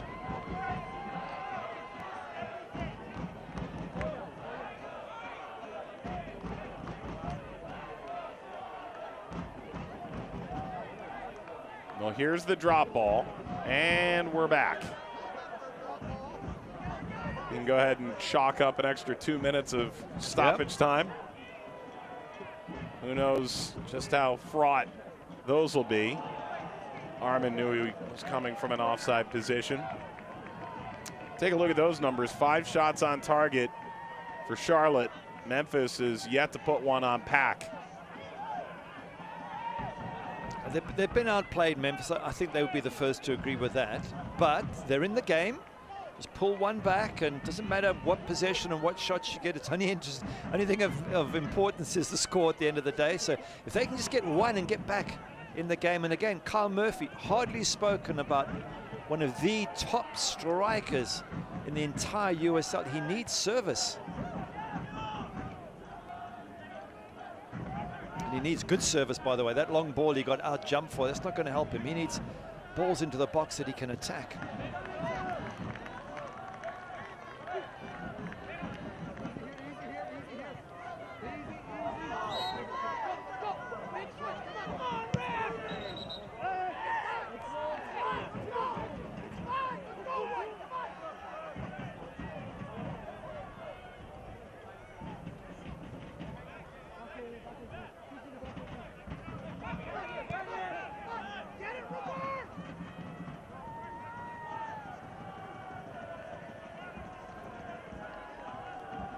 Logue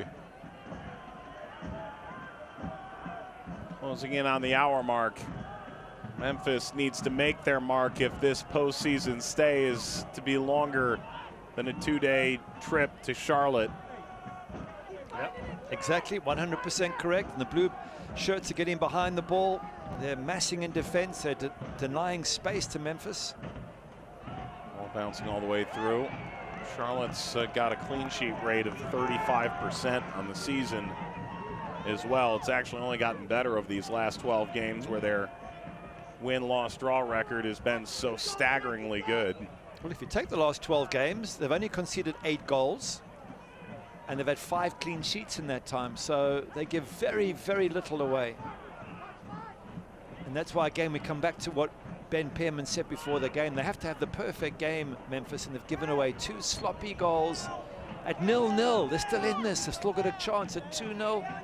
It really is a mountain to climb. It can be climbed, but they've made it so difficult for themselves.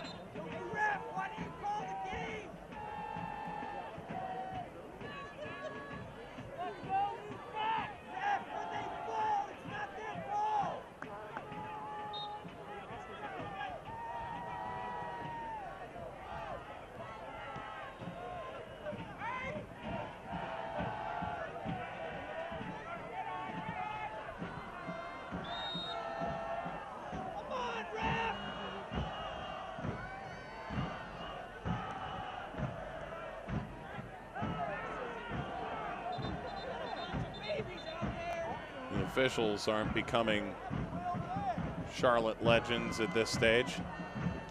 It's going to get chippier and chippier towards the end, so it's going to be a tough one for the referee. Yes, definitely.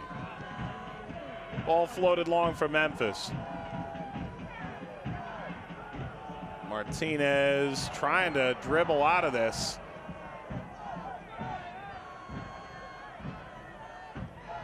He's got a point, Enzo Martinez. He's put the ball down there. Now Logue has come along and kicked it away. You can't do that. Normally he'll get you a yellow card, but anyway, the point is Charlotte are 2-0 up, and this is where game management is so important. Don't get into fights and don't get all frustrated when you're winning. It's up to the opposition. That's what Memphis need to do, is ruffle a few feathers of the Charlotte players, get in their face, get them all hot and bothered, and then see if they'll do something silly. But if you're a Charlotte player, you just want to keep it calm, keep doing your business. Thomas. Pepsi Cola is the official soft drink of the Charlotte Independents. Enjoy an ice cold Pepsi at your next Independence game. Pepsi, born in the Carolinas.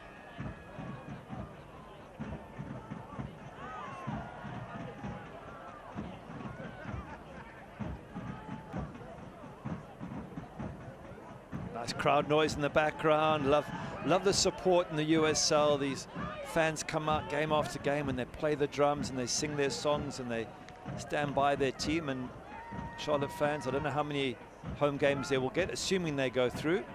Might not be too many. This might be the last time they see them at home. And if so, they want to really enjoy this.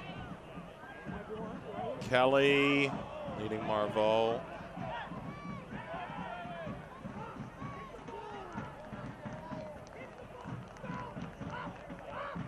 It's one of the few balls I've seen knocked in Kyle Murphy's direction. Shows you how little service of anything he's had to work with. Of note, if Charlotte holds on, they would either go to Louisville or host Miami next weekend in the conference semifinal. So there is the possibility to see Joel Johnson getting stuck in.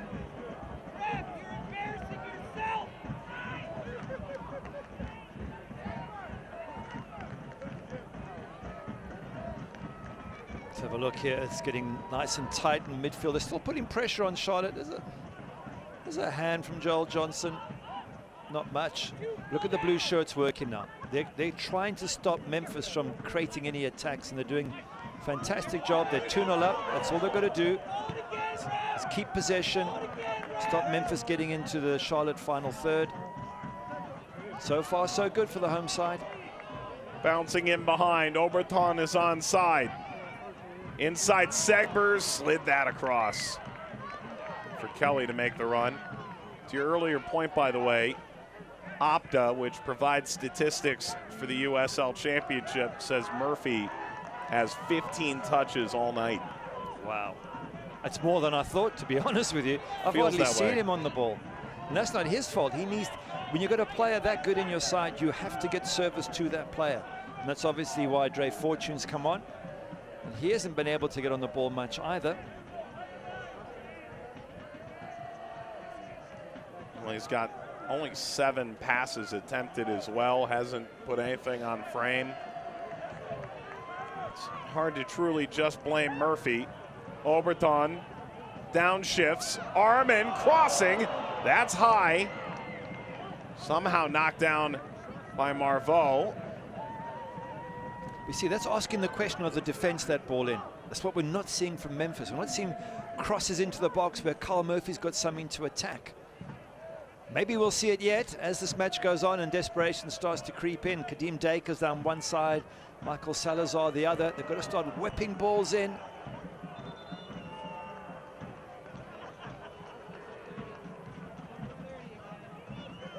In case you missed it earlier, as a complete construction services substitution, Zach Carroll will replace Skylar Thomas. This is the second window used by Memphis, their third change. So they have 2 subs left, 1 window with which to make them. Roland Lamont left due to injury, and then they made a change at halftime.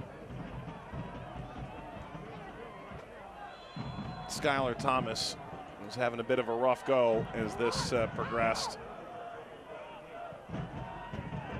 Ball lofted forward, away by Roberts. Charlotte Independence at halftime making the announcement that they will have the W League pre-professional side joining in the inaugural year of the USL W League 2022. Mentioned at the outset, you can expect to see that pre-professional team playing in tandem at times, home games, doubleheaders with the men's first team. So exciting times to come here at Memorial Stadium in Charlotte. That's exciting times in the long distance future and the short distance future. Very exciting times if they can hold on to this and move through to the next round. I don't think Miami will want to play them. I don't think Lou City will want to play them either.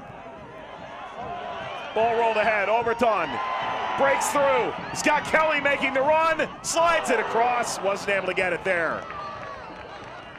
He's furious with himself, Oberton. Dane Kelly's annoyed at the far post. He knew what he had to do, Oberton. I wonder if he couldn't have hit it earlier. Does so well here. Lovely ball to be a little 1-2 here. Lovely ball in from Marveau. Now, he knocks it past. Is it possible there to play it? Instead he takes a touch, and then when he does play it, gets cut out at the near post from Leston Paul.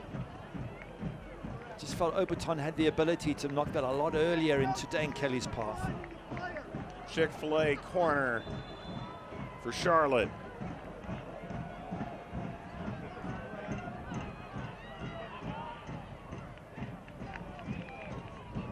Armin Martinez. Armin. Fuchs.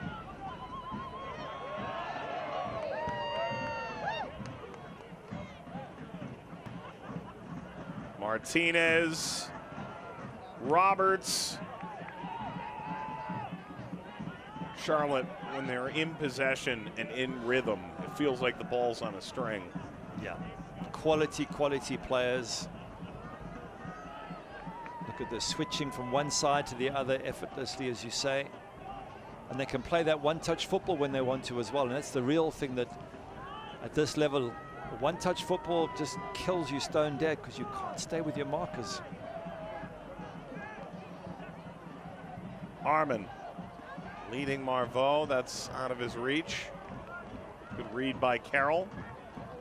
Still with knee injury over the course of this year. Missed 10 games.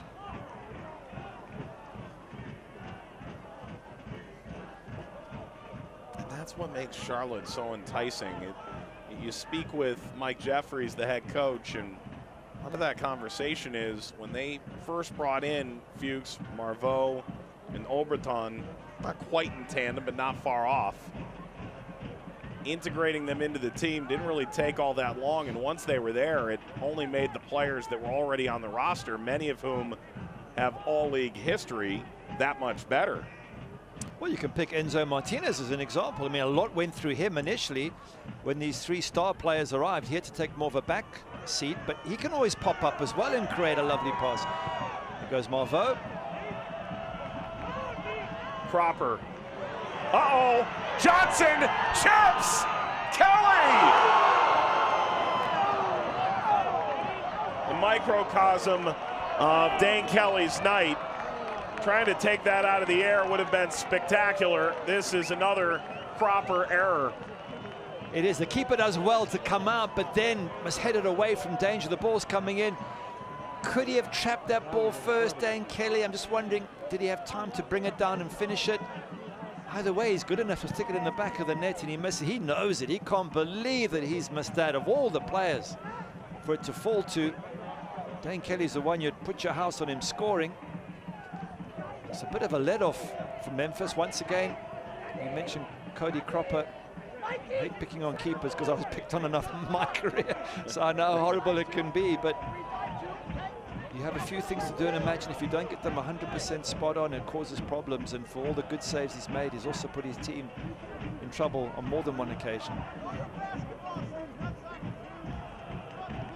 Elsewhere, the Rowdies in halftime, a 1-0 lead over Tulsa. Winner of that game will get Birmingham Legion. Tulsa would have to go on the road. The Rowdies would host. Louisville scoreless with the Miami FC. That's in the 29th. Winner of this game will face the winner of that one.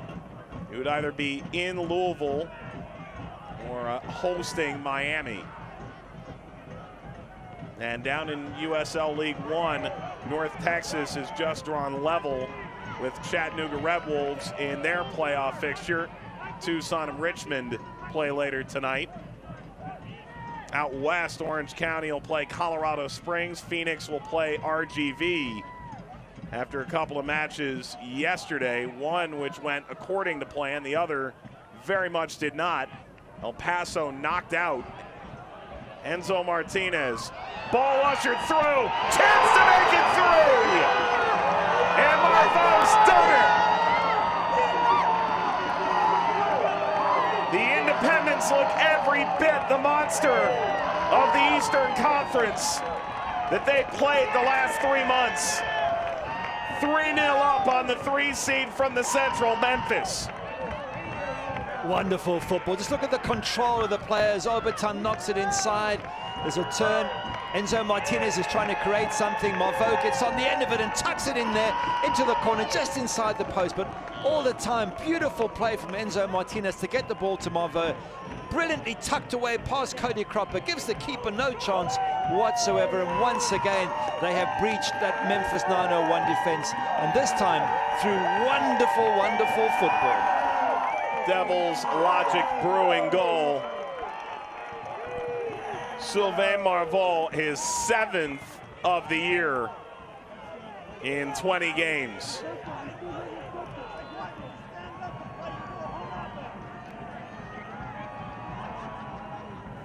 And at this point, Charlotte has 17 minutes to cruise to their first ever playoff win.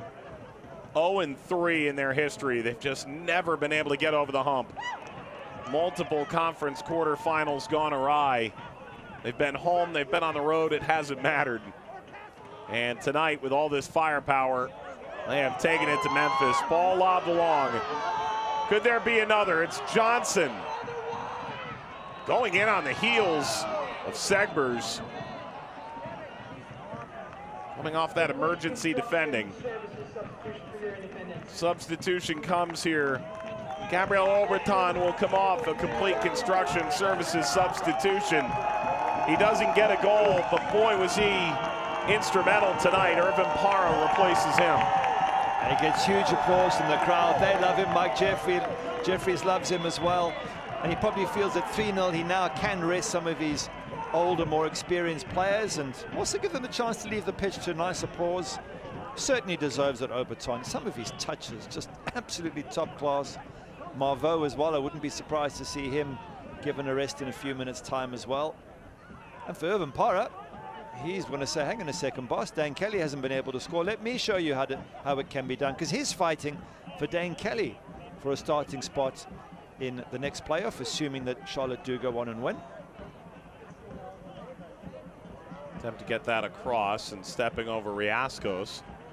The good news for Parra is got a little bit more positional versatility than Dane Kelly, who's an out-and-out striker. And could play in tandem together. We've seen that in moments this year, but not significantly. Injuries for various moments in the season have also played a role in that fact. I think also the arrival of the three-star players has meant there's even less space for the original Charlotte players. So playing those two up front and all the star players, you'd have everyone in attack, no one defending. There are some, I would imagine, here at Memorial Stadium that like that idea. Complete construction services substitutions coming for Memphis. This is the end of the road substitution-wise. Rashawn Dolly replaces Dakers. And that's Andre Reynolds II, who replaces Alan Wynn. And this is not the way Memphis thought it would go here on the road. And Ben Pierman, the former manager at Detroit City, such a vibrant, exciting club, has come into Memphis and brought them a long way back, but it looks like they've got just 14 minutes left plus stoppage in their season. It does, but I don't think that should take away from an incredible end of season by this one wonderful Memphis side. Only 2 losses in the last 11. I can't believe they were sitting 7th in the table. 7th out of 8 in the table on, when was it, September the 11th? Less than 2 months ago. And they've ended up 3rd. That alone, they should get all sorts of plaudits for doing that. It's just been absolutely a brilliant run by Memphis. Yes, they've walked into a brick wall here, and we thought that much coming into the game, that this would be a step too far for them. And maybe they can say, okay, guys, we've got this far. How do we then go to the next level? What other players do we bring in next season? Who do we keep? How do we build on what we've got? And I'm pretty sure that's how Ben Pierman's thinking. Oh, some kind of tackle by Armin. Marveau got held up. Well, Ben Pierman said he got a taste of coaching full-time in Detroit while he was essentially working summers initially alongside being an assistant at Michigan State. Got absorbed into it. He never would have left, he said, East Lansing for another college job. So he still supports Detroit City, but is looking for challenge in the championship, and that arrived here in Memphis. But tonight, young 36-year-old manager has met his match. Kelly rolls this back, excellent, and saved off the line. Johnson trying to angle that past Logue. A second goal line clearance of the night. What a setup by Marveau. Oh, it's great defending, absolutely brilliant from Memphis. And I'm pleased they did, because going down 3-0 is one thing, but you don't want it to be 4 or 5 for a team that's just been so brilliant the last 2 months. They don't deserve it. Yes, they haven't offered much in attack. I'm not so sure they deserve a goal necessarily, but they don't deserve to get thumped. And certainly I wanted them to leave this ground with their head held high, because that's what they should do given this wonderful end to the season. 8-2-1 over the last 11 matches. If there were questions about the direction of the franchise, Ben Pierman appeared to answer many. But I'm sure he's a winner, and there's no question that his sporting director boss, Tim Howard, is an absolute winner. And Tim will want to take this to the next level. So they have a good idea of what is required to go up a level. They're playing one of the best teams in the USL, and that's what they're going to aim for next year. Dicing run from Johnson, and this has to be knocked out over goal line extended. Take a look back at this. It's a one-touch football again, isn't it? So lovely. Dane Kelly head up looking around. He's got time on the ball.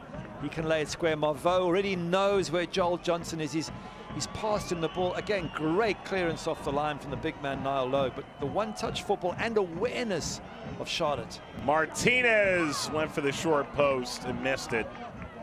That was right off the training ground. It was a substitution that came at that stoppage, or was slated to be. They've held that card for a moment as we close in on the final 10 minutes. And I'm pretty sure Mike Jeffries is saying to his team, I want you to keep that clean sheet. We're not going to start celebrating early. When we move on in the tournament, we might only be 1-0 up with 10 minutes to go. I want us to practice holding on to a clean sheet. Look at the work rate. Okay, it's a little bit of a clumsy tackle from Martinez, but hey, doesn't get blown up. They're just not allowing Memphis any space in which to breathe. Here's the change.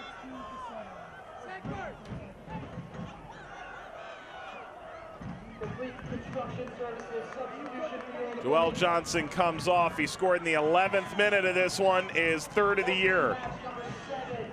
Yeah, ball gets played through here, and Johnson's putting the pressure on Alan Wynn, gets the ball back to Cody Cropper, who tries to get clever, straight to Johnson. He puts it in the back of the net. And that wasn't the only part of the game he played. He had a couple of great shots, a couple of other efforts clever for the line. He gets a wonderful applause from the crowd, and no doubt he'll get a hug from his manager as well. Absolutely. Well, Johnson, such a trying start to the season. Wasn't able to jump into the team, and he has been rocket fuel in wide areas for Charlotte since coming back in. He looks like he's 10 years younger, and he already looked like he wore a young man's clothes. Taken away here by Memphis.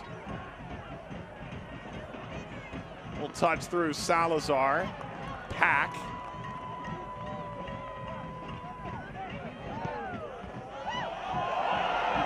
Maybe there's something here for Charlotte.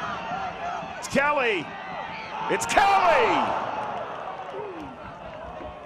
You can sense the frustration. Such a dynamic regular season goal scorer trying to open up his postseason account. Again, such quick attack. Irvin Parra, by the way, with the ball through for Dane Kelly. Dane Kelly's got the pace, just gets caught, to be fair, at the very, very end there by Andre Reynolds, but still gets a shot on target. This will roll back to Pack. Yeah, well done, Austin Pack. Very quick to respond. So here we are in the 82nd minute. We've yet to have a shot on target for Memphis. So I'll give them all the credit in the world for the run to get to the playoffs. I'll give them credit for the effort. But they haven't had one shot on target in the entire match. Well, that's it. Oh, that's Murphy. It's a long, winding road back for Memphis, but at least they can see light at the end of the tunnel. Murphy's been the man all year. He gets Memphis a goal in the dying minutes, potentially, of their season. 3-1 Charlotte. Well, as we were saying, there wasn't a shot on target. Up pops Kyle Murphy. That's his first real chance. That's how good he is. Very, very poor clearance from Enzo Martinez, gets picked up by Segbers, but not quite close enough, Hugh Roberts, and that's how lethal that man is in attack. He's had one chance, one shot on target, one goal. You just wonder what would have been if they could have got him more service. And finally, something to cheer for. Para. This may be short-lived. Para, knockdown penalty, Charlotte. Yeah, definitely a penalty, no question whatsoever. And Para doing so well just to hold on the ball, wait for the contact, wait for the tackle, shield the ball away from the defender. Such a clever player as well. And if there was a glimmer of hope for Memphis, it looks like it's about to be extinguished. Here we have a look at it again. Para just holding on to it. Big Narlog there, just sticking in a foot when he didn't need to. You swear you've got to hold the player up, because you know if you get it wrong, it's a pen, and he got it wrong, unfortunately. Penalty kick brought to you by AccuVision Eye Care. It's the captain for Charlotte. It's Enzo saved. Cropper. It would be a legitimate miracle for Memphis to turn this around from here, but they've got a reason now to get after it, trailing by 2. Oh, there's life, there's hope. Just get the ball forward, Memphis. Got to believe, got to have a go at Charlotte. It's the one thing a penalty save does. It gives you a nice boost. Oh, ball played, instead of playing play to feed, it's gone up for a throw, but that would have been the end of it if that ball goes in the back of the net. Great save there by Cody Cropper. Let's have a look at it again. Enzo goes to the goalkeeper's left. I'm sorry, the goalkeeper's right. His left. Enzo's left, and Cody Cropper reads it perfectly. Body behind the ball, hands behind the ball as well. Makes the save.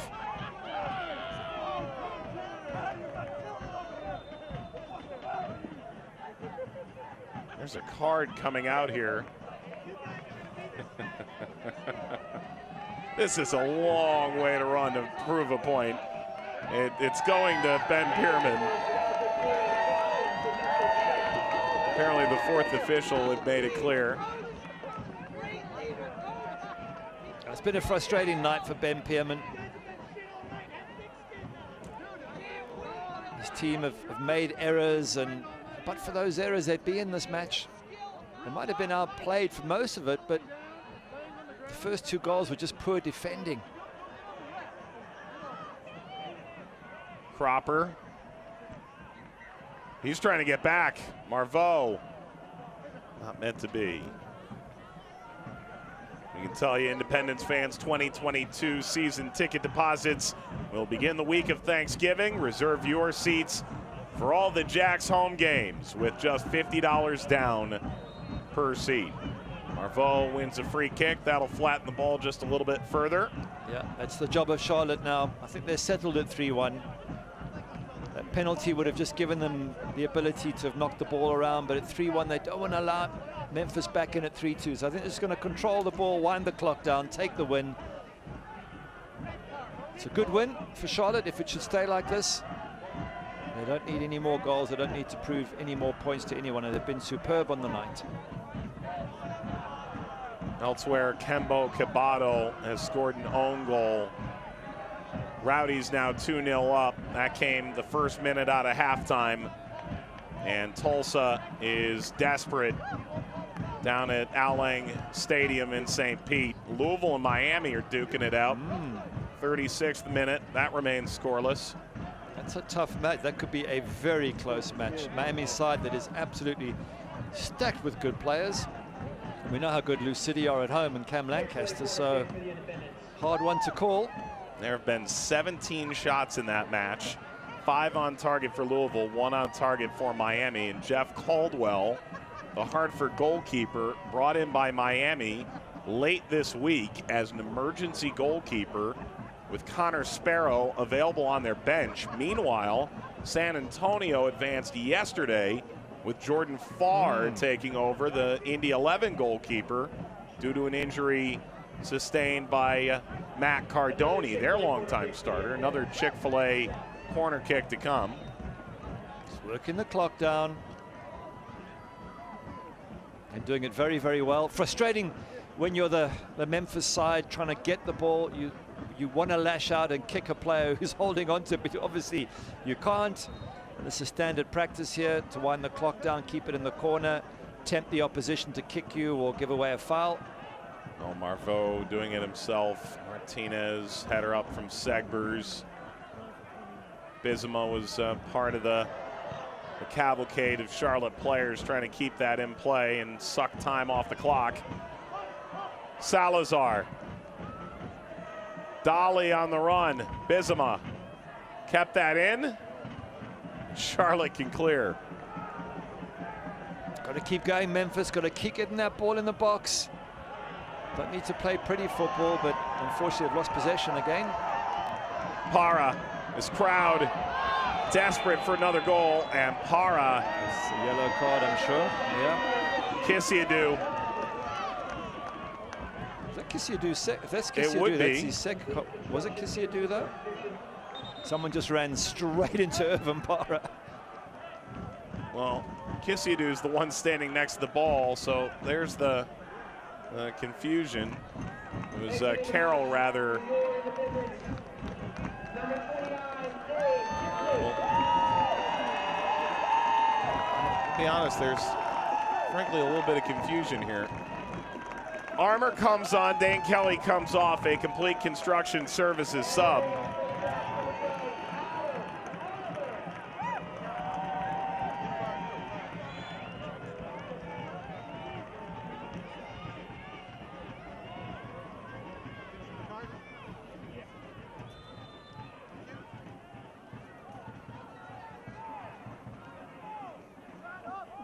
Well, our eyes all diverted to where the ball was going and ignored who had the ball to begin with. Well, I'm pleased it wasn't Kissiadou getting a second yellow, because I don't think any player on this pitch deserves to leave it. They've all played it very fair.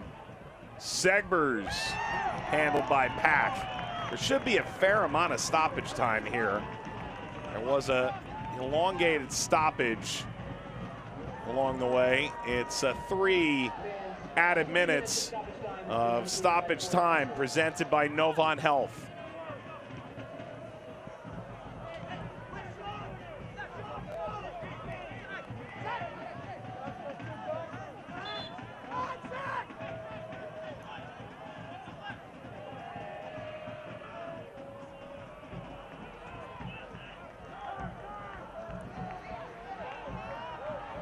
Make no mistake, Charlotte looking for another. Bizima.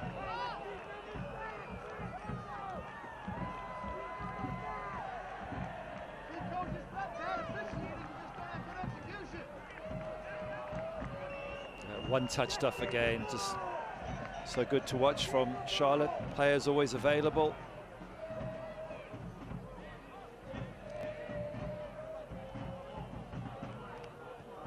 The return. Oh, Para! Save and away. Just good from Cropper. Just talking about one-touch football. How was that from Enzo to Irvin Para? 1-1.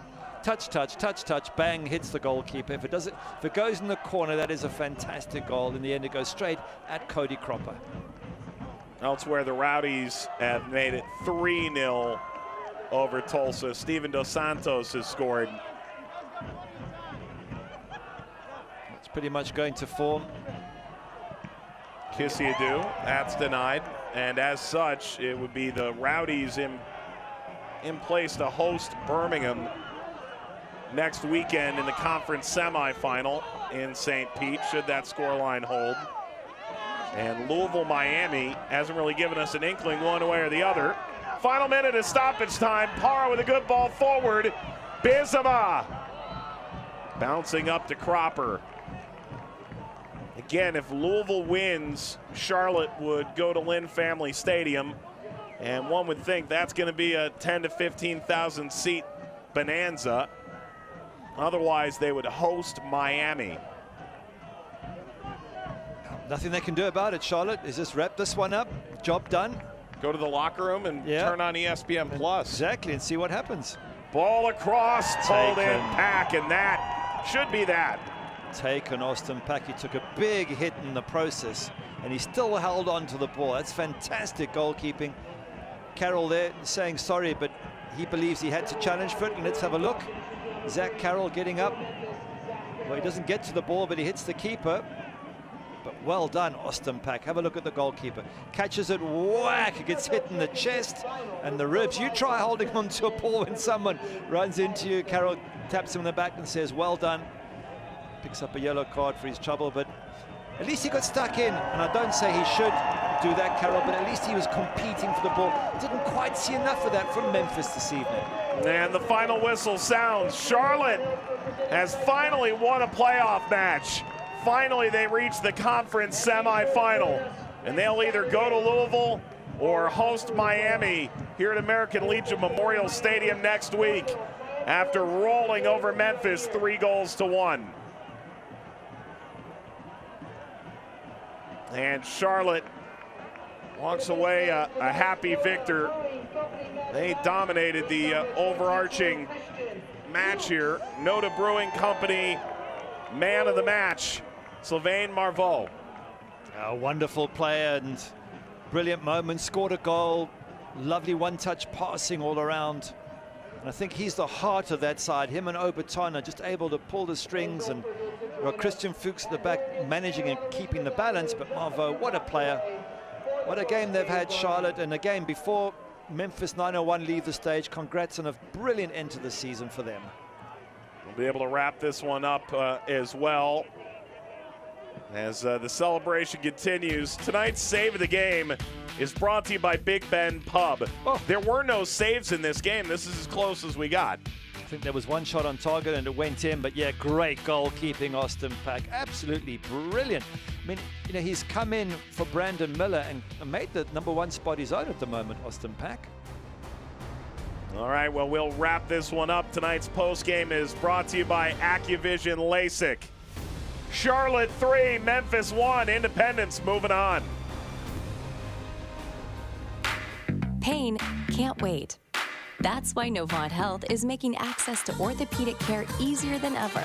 Same-day appointments, after-hours care available for urgent needs, and the safest care in the region.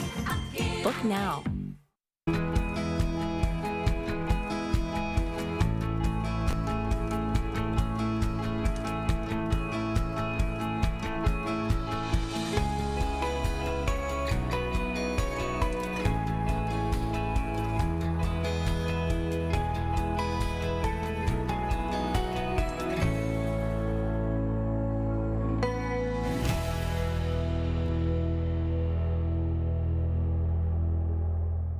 Want to banish the blur? Looking at LASIK?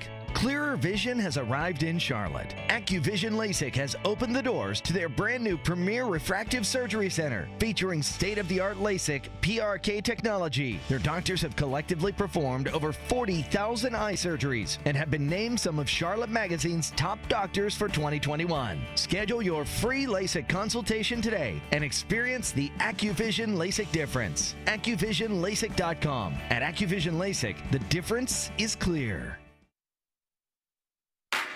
Pain can't wait. That's why Novant Health is making access to orthopedic care easier than ever. Same-day appointments, after-hours care available for urgent needs, and the safest care in the region. Book now. This Eastern Conference quarterfinal proves to be a Charlotte staging post. So many years they've been knocked out here. Hugh Roberts and the players giving back to the fans post-game after a 3-1 win.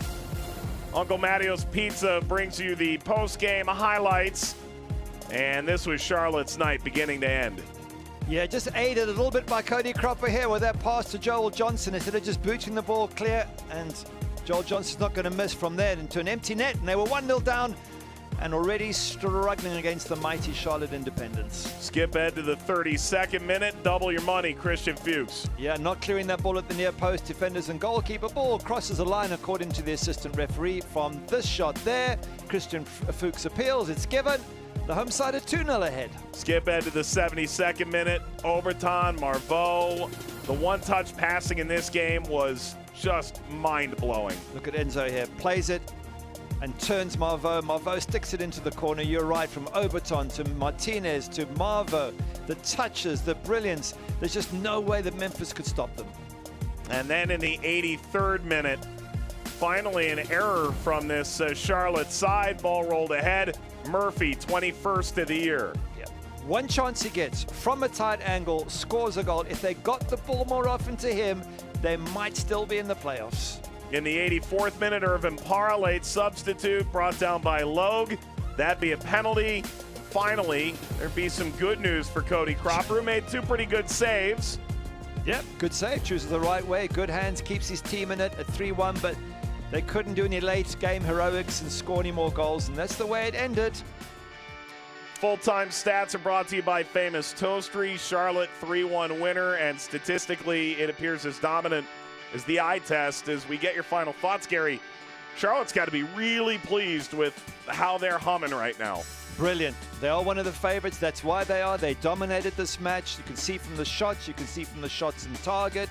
I don't think Memphis will have any complaints whatsoever. They were beaten by a much better side on the day. But again, before we say goodbye to Memphis FC, I want to credit them for a fantastic end of season and say to Tim Howard, bring them back next season even stronger, please. Here's the Eastern Conference playoff bracket presented by Twin Spires Sportsbook. Louisville, Miami is now halftime 0-0. It's about time to switch over to that. Here we go. As we said, it's going to be a very tight match. It's an extremely good Miami FC side away at Linden Family Stadium, which is a hellish place to go to because Lou City are great there. Tampa look like they're going to go on and beat Tulsa. You never know, but given Tampa's record this season, I think it's a pretty safe bet. Well, Charlotte circles the wagons tonight. Finally, they end what had been a futile run in postseasons past with a 3-1 victory over Memphis, who say goodbye to their best season in franchise history. The big names are outstanding. Charlotte a winner, 3-1. They'll get Miami or Louisville next week. This copyrighted telecast of the United Soccer League Championship cannot be retransmitted, rebroadcast, or reproduced without the expressed written consent of the United Soccer League Championship.